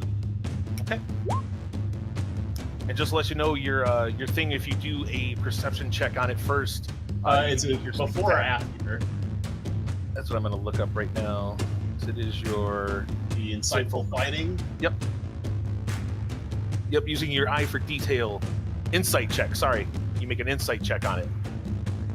All right. Should I go ahead and do that? Is that like a before or after deal? You can do it before. It's Okay. as a bonus action. Okay. Well, if you'll let me do that, I'll go ahead and run that. Yeah. All right. Doing a quick scan, finding all the weak points of the dinosaur. As you thrust in with the rapier, it sticks into the body of the dinosaur, and you can use your sneak attack on it for the next minute against this creature. Okay. Cool. All right, 13 damage.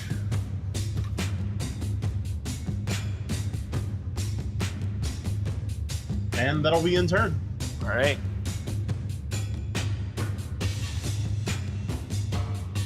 The Deinonychus does not take kindly to this, as when they see a new threat, they leap into action as well. Let's see, the first one.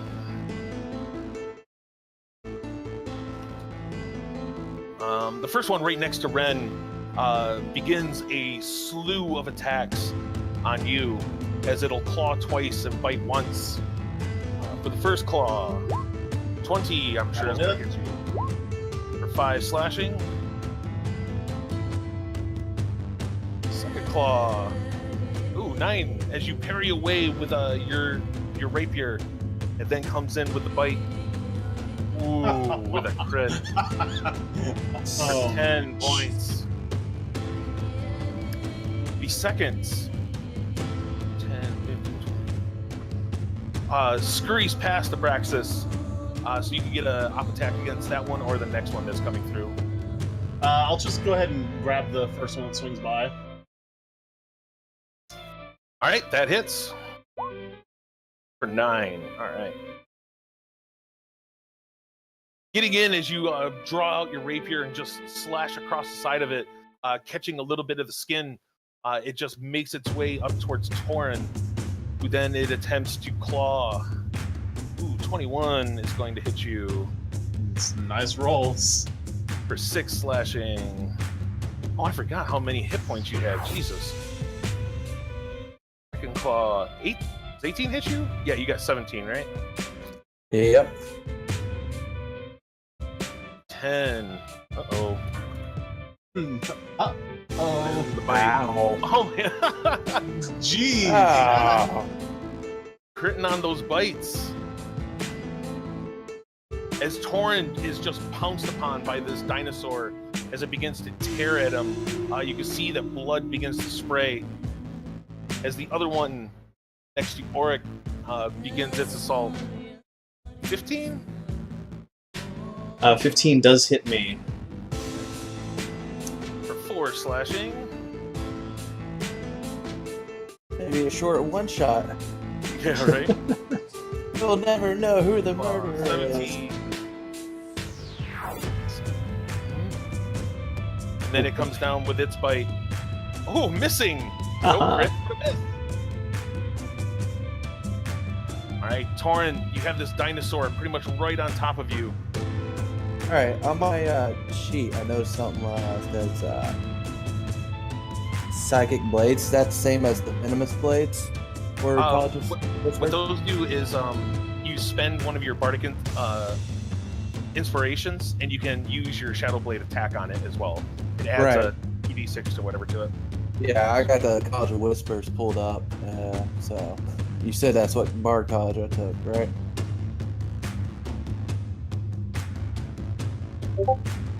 What's that?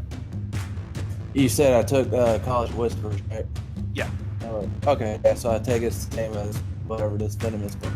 Yeah, I am going to pull up my hand axes and slash at it twice, and expending one of my bardic.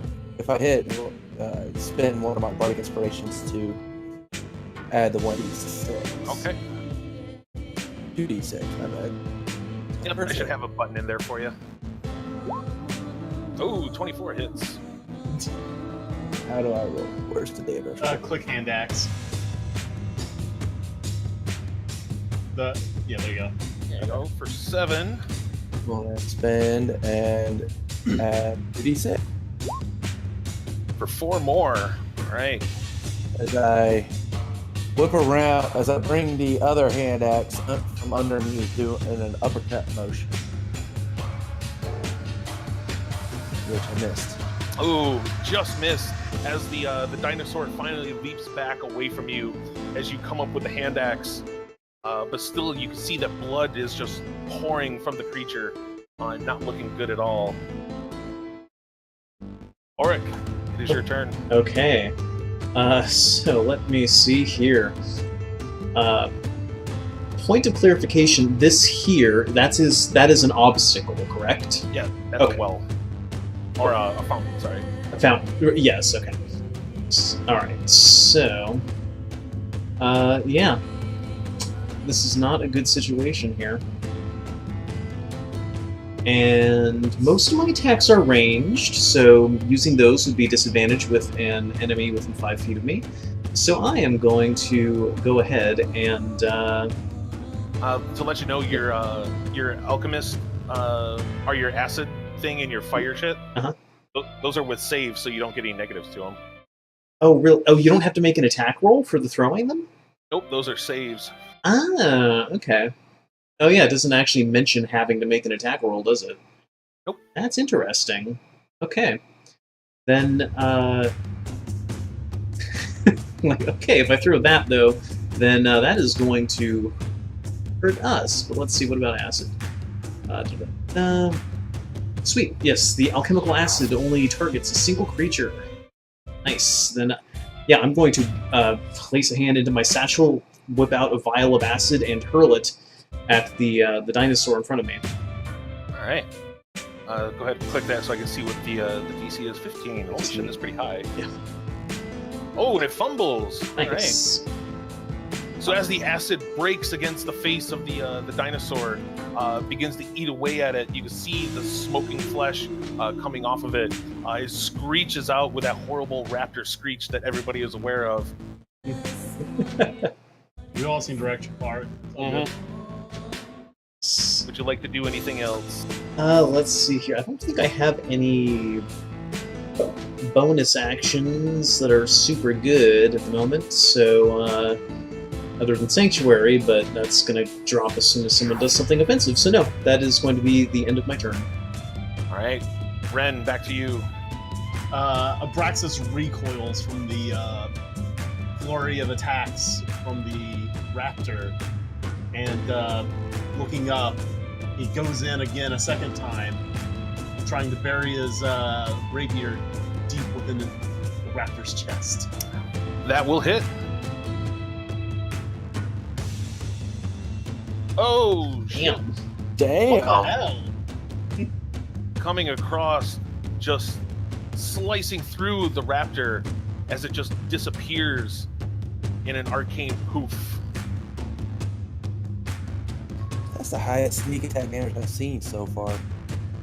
I mean, 3d6. That's it. Doesn't get much higher. Yeah, right. I'll then use my movement to run up out here. Okay. And if you want, you still have a bonus action. So if you want to insight check either of the other dinosaurs, you can. Yeah, that'll be great. Which one seems less hurt, if I can discern that? The one up here that's got the burning face. Yeah, let's see if we can. All right, catch that'll him do with- it. Great. All right, with that, the Deinonychus, the one next to Torin, continues its attacks. Oh, fumble. Nice. His claws go flying across the room. Oh, it does. So, what I'm going to say is 2d8 plus 4. Damn, all right. Torin, as it comes up to attack you, you actually bring your axes up and you catch it by the claws, and you just push with all your strength, throwing the Deinonychus back to this area here. That's going to be the end of his turn.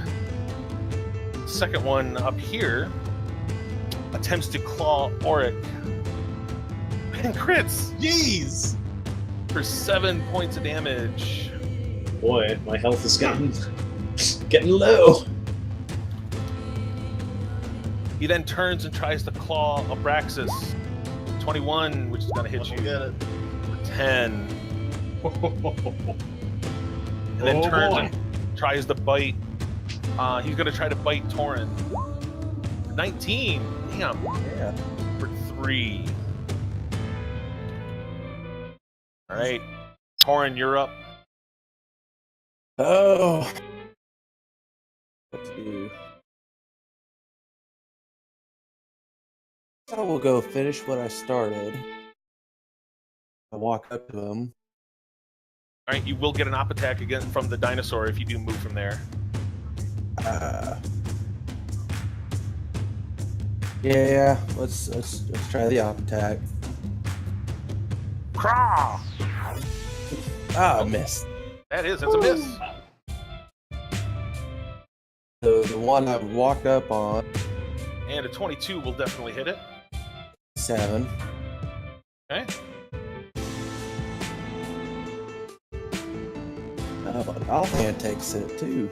There you go. For 6. As you swing with both the hand axes coming in a crisscross formation, the dinosaur goes up in a poof of arcane poofiness. Awesome. That'll be my turn. All right, Auric, up to you. All right. Once again, I am going to whip out a vial of alchemist acid and hurl it at the dinosaur. Slightly better damage roll this time. Yes. All right. He fails, taking a whopping 12 points. The vial explodes as again the dinosaur is now like clattering against a pile of crates behind it as it's trying to actually like wipe the acid off of its face with its little arms as it's just taking a ton of fucking damage. Anything else from Auric? That is everything I'm going to do. All right, back to Abraxas.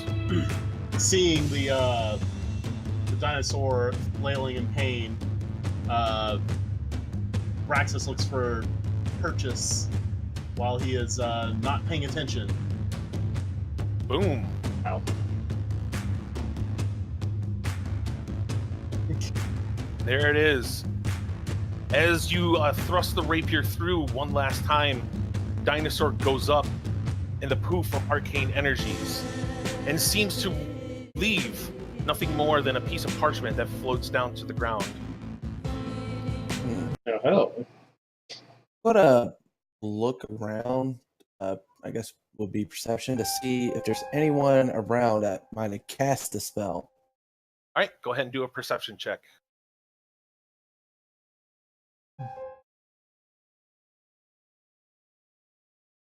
Yeah, and if you want, Lantis, you can. That's the note. Was Zeki's note. Okay, cool. As Torin quickly looks around, dashing about, you can see from the people that are still standing there, either horrified of what's just happened, or the people running. You can't see anybody that seemed to have cast the spell. Hmm. I guess I'll pick up the note and read it out loud to everybody else if that is cool.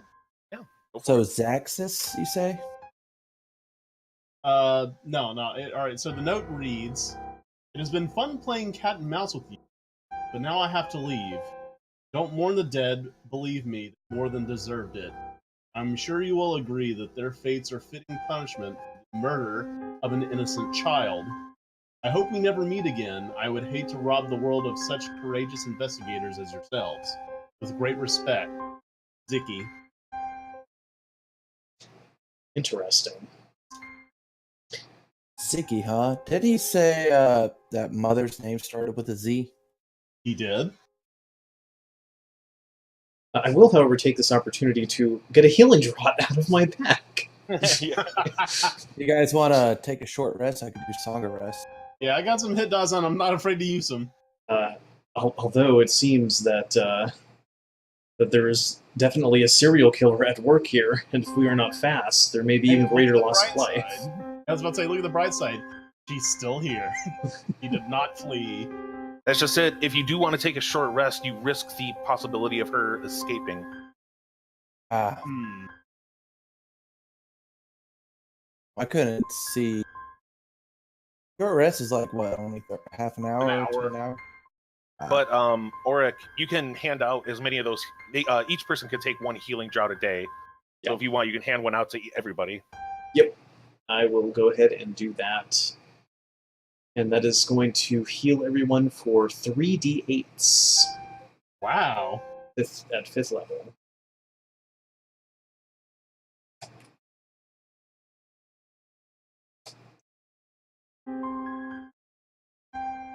Brings me up to 24 out of 30 hit points.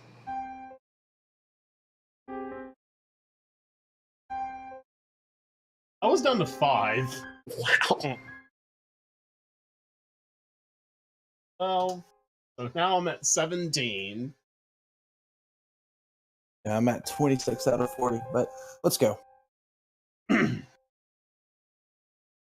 All right, we are apparently our murderer's nearby.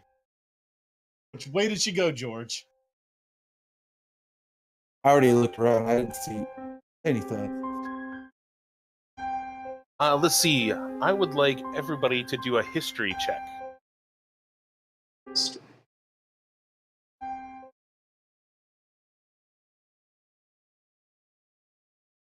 All right, Ren. As you're thinking about it, it's starting to get to be that crunch time. You got to get the killer. You got to start taking all these clues, putting them together. Everybody's spouting out a little bit of what they know, and you're just taking it and you're putting all the puzzle pieces together. The dress, meeting at the Bluebird, this and this. The dress that you saw, you remember faintly that one of the barmaids at the Bluebird would wear a dress such as this. Many of the barmaids would wear very mediocre clothes like this, as they're easy to work in. And you do remember that recently a new girl named Adrena, a very quiet girl but very dedicated to her job, getting to know every single patron that would come in, had just started about a month ago.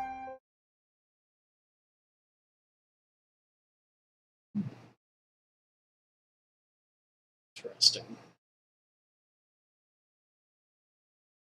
Maybe it's time we head to the Bluebird sooner than later. Indeed. By Jove, I think you are right. All right, quickly hailing a sky carriage, boarding it, and then making your way to the Bluebird Inn. Let's go ahead and take a break while I set up this next part here. Yeah, All no right. problem. All right. Bully idea. Bully, I say. Be right back. Yep. Sounds good.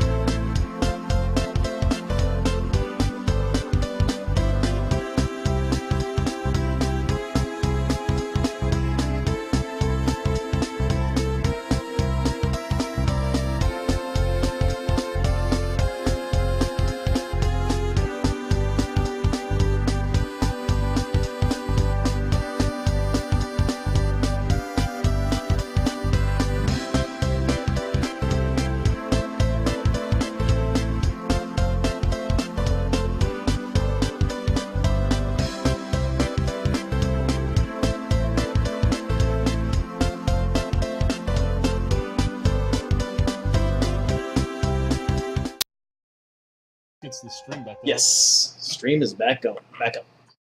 All right.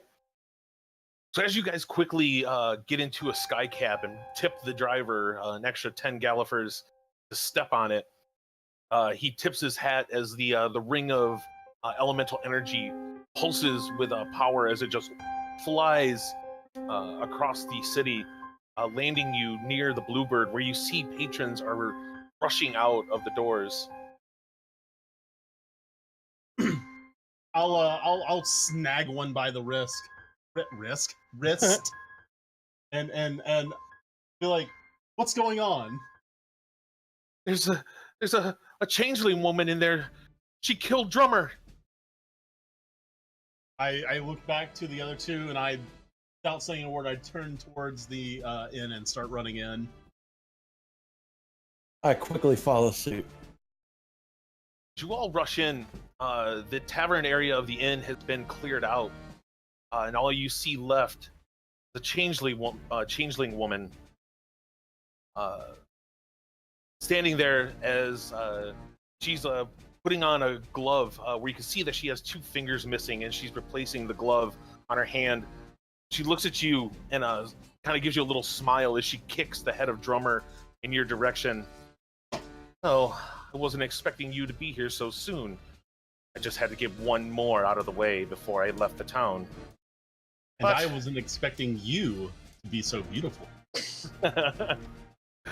Oh, good last words, sir.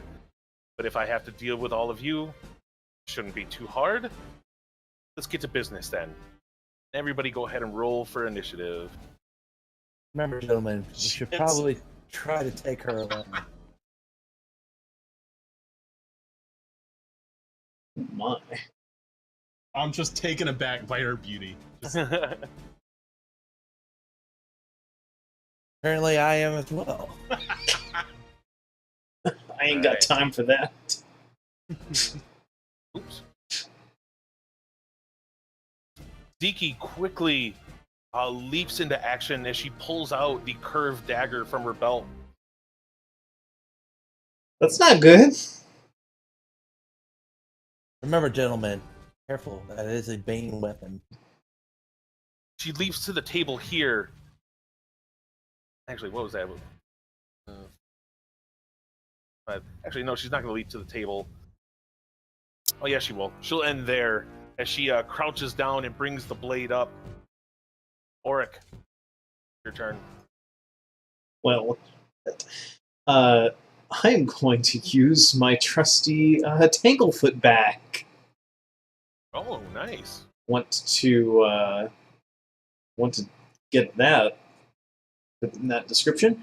Yes, pull out a bag filled with writhing, sticky black tar, and I want to hurl it at Ziki.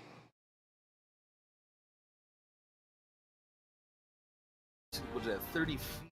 You? Oh, 5 foot radius. Pretty easy. So let's see. You want to center it on her, or just keep it back a little bit?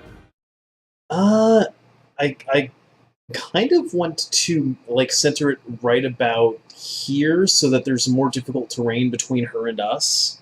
Okay, so like there? Yeah, something like that, yeah. Alright. Alright, as you reach into your bag, you take out this little satchel of alchemical goo that you've created earlier. As you whip it towards her, she actually slashes at it with her dagger, expecting it to be maybe like a smoke bomb or something. But what she doesn't understand is that this sticky goo just comes out and splashes all over her as she falls to the table, tries to get up, and she's just stuck in the area at the moment, trying to pull herself off as she's pulling these tendrils of tar from the table. Excellent. And then I would like to use some of my movement to get farther away from her. Yes, I'd like that, and get right about, I think my movement is 30, I want to say. I believe it's movement 30, yes. So I will get right about here, where I am. Alright. Yep, it's my turn. Torin. Awesome. I am going to try to put her to sleep. Ooh, all right.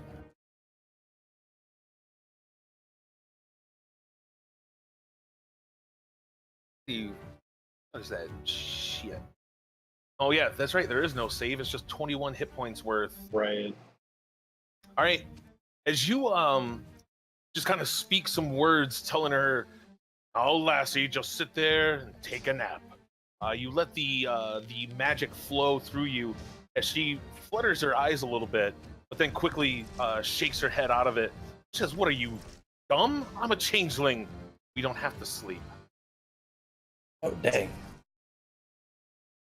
I will then move.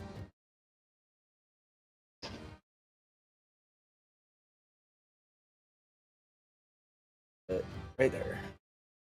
Hey, Arbraxis.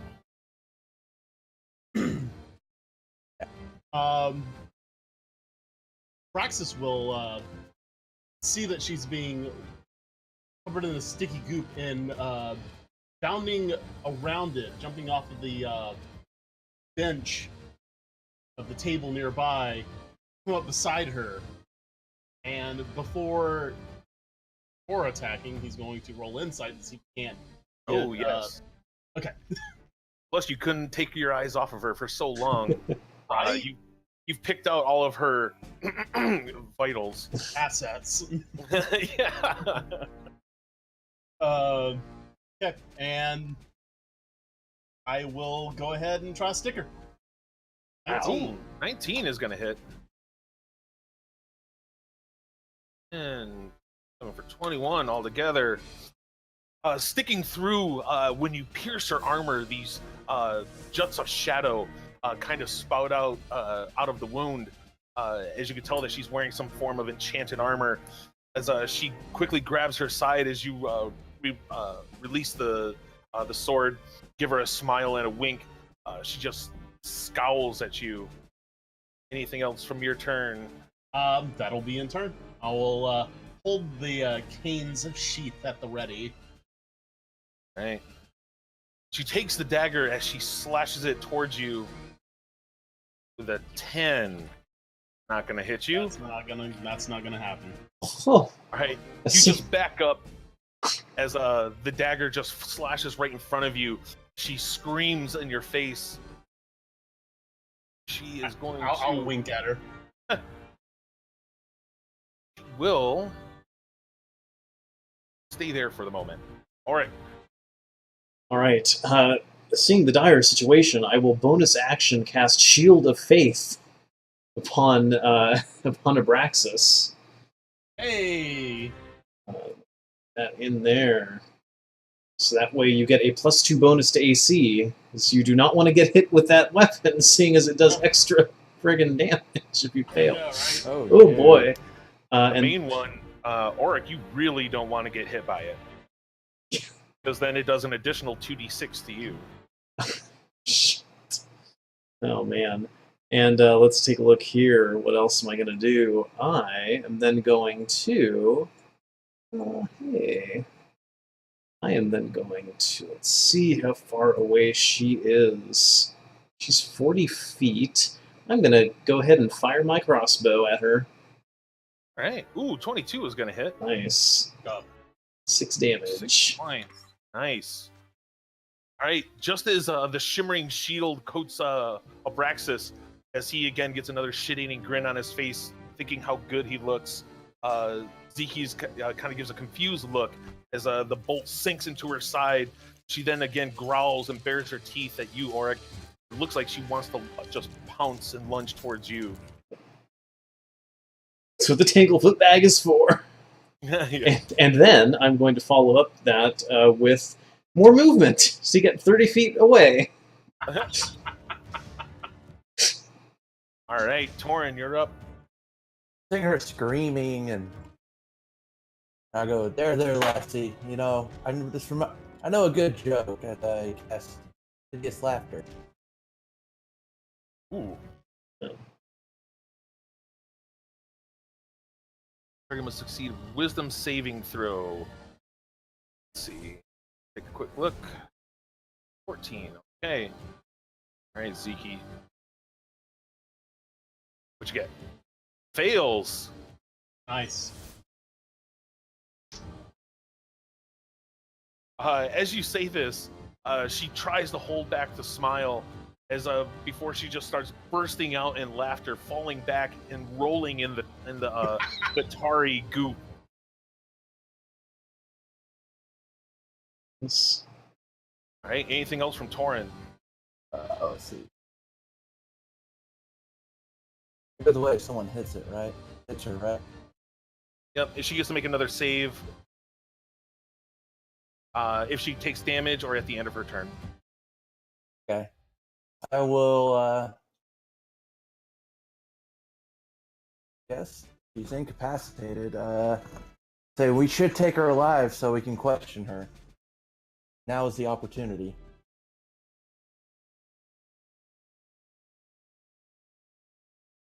And then my turn there. All right. Abraxas. Well, seeing as I have quite the opportunity right now to try to get in some damage, that she's rolling around in tar laughing, I'll go ahead and try to sink in my rapier one more time. All right. You get it with advantage. Yep. Got to click that little thing. Oh. Oh my god! I'm up questioning her. Well, yeah. Even if you did hit, it was going to be a crit anyway. It's a good thing you did. Right. Yep. Double that sneak attack too if you want. Oh, yeah. Yes, I want to. Of course I do. 8. All right, sinking the rapier deep in the shoulder of Ziki, pinning her to the table. She screams outright as she gets another save. There she goes. As this just snaps her out of it, and she just looks wide-eyed at you. Is that going to be the end of your turn? That'll be the end of my turn. She ain't going to have none of this. She will peel herself up from the table, taking your rapier and pulling it out of her and tossing your hand to the side. As then she swipes yet again the Bane short sword. Ooh, Oh, no. 22. 22 will absolutely hit. Yep. Make a Constitution saving throw. On save. 16. All right, you made it. So you're going to take 8 piercing and 17 poison. Well, it's been fun, boys. Let's see, what is that, 27? I've got 17. All right. As Abraxas is just grazed by this dagger, see as he his eyes roll into the back of his head, he just slumps to the ground. Ziki then turns her attention towards you two, as you can tell that she's trying to get up off of this table, but she just can't seem to move yet. And Auric, it's your turn. Well, apparently my faith wasn't strong enough to protect Abraxas. 22. No. Yeah. Right? You did have you had AC 20 for a minute there. Yeah. Oh, man. So, let me see here. Oh, man. This is tough. Okay.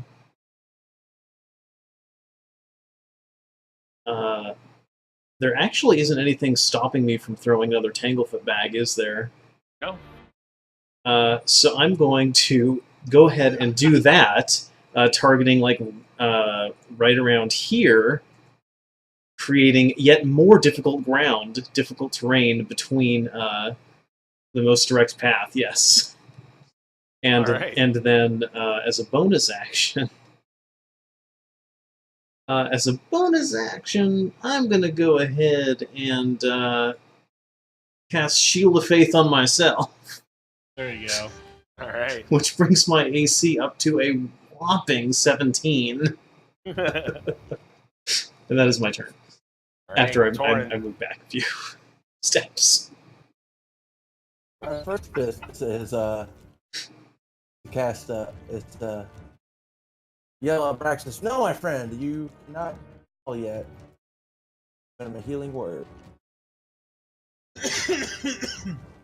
All right, Abraxas, you are up with 2 hit points. And then I will move. Healing word's bonus action, right? Cast Yep. as bonus.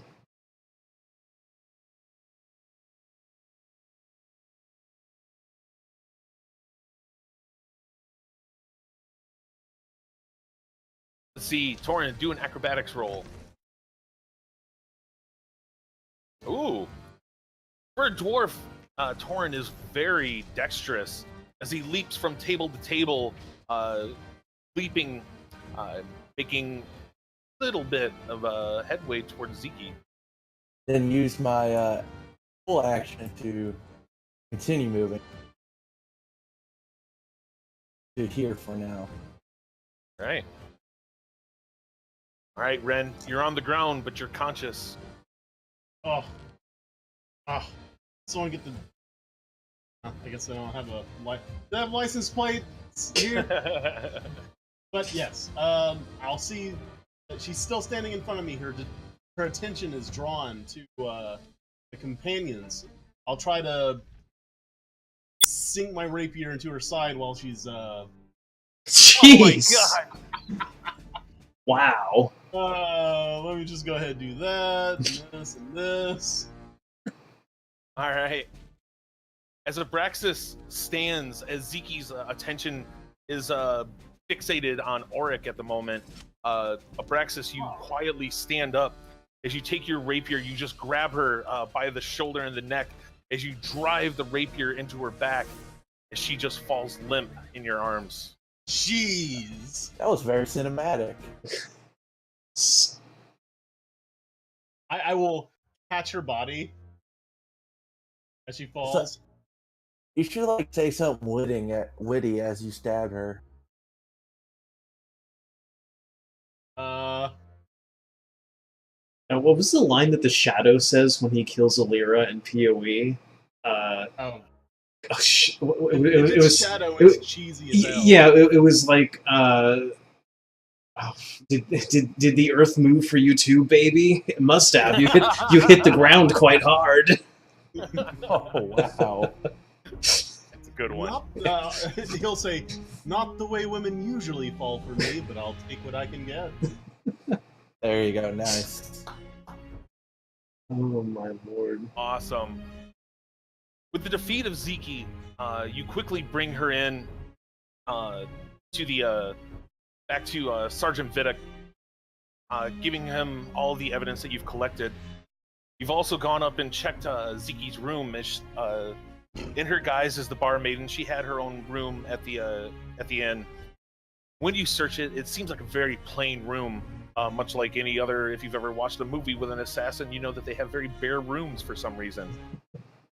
At one point, when you move the headboard and her bed, you see that she's carved out a nice little compartment out of the wall, where you find a jar that is keeping probably about 50 some odd different pieces of flesh with the same tattoo on it. Unfortunately, 50. Jeez. It seems that she has gone and taken care of everybody from the circus except for the last few here in Oakbridge. And unfortunately, though you couldn't save Svans or Drummer, you at least saved the lives of at least 3 others that you know of, or 4 more, I think. Yes, 4 others. Margo, Coralina, Rocktar, and Yes. Forgo. Forgo. Yes. And when you do this, Sergeant Vidic, of course, rewards you for bringing in a murderer with the grand sum of 1,250 gold pieces, plus the favor of the king of Brelin, and you gain a favor from House Madani, which favors from the houses that control the economics in all of Corvair is priceless. It can't even be counted with gold. And that will conclude the Chronicles of Arbraxis Wren and his companions. Awesome. and still enough time in the evening to keep my date. Yes. Aha. looking forward to a follow-up with the next case. The I case, wouldn't mind it another case. the case of the purloined coin purse or something. Oh. Well, if we ever have to do one-shots, if you Yeah. need, I am more than willing to make yeah, another by case. the way, that was absolutely entertaining. Yeah, Great job. yeah. Very well. I was thought- like, I I loved thought it. it'd be fun to do a murder mystery. hmm Yeah, that was a really entertaining, especially not being super combat focused for a session. Yeah. It's really nice. Yeah, I enjoyed it. I look forward to future installments. And given that we have like 4 players in the group, the odds of one of us missing in the future and needing to do another one shot is really high. So this would be a really good like continuing one shot format. Cool. All right. Yep. Yeah. And I too will work on one shots. Yeah. Maybe, who knows? Like I said, I'm going to take a page from Matt Mercer and do goblins. 'Cause- Playing a goblin Fun. is super fun. yeah, I just want to be You fun. would know. Yes. I want mine to be fun and silly and Yeah. just over the top. All right, excellent. Then hopefully we'll see everybody back again next week. So Sounds good. have a good night, everybody. Enjoy. Happy Thanksgiving, everyone. Yep, happy Oh, Thanksgiving. Yes, I'm sure Lantis is really going to enjoy his Thanksgiving. Oh, yeah. Yes. All right, I'll see you I on love next the week. in-laws.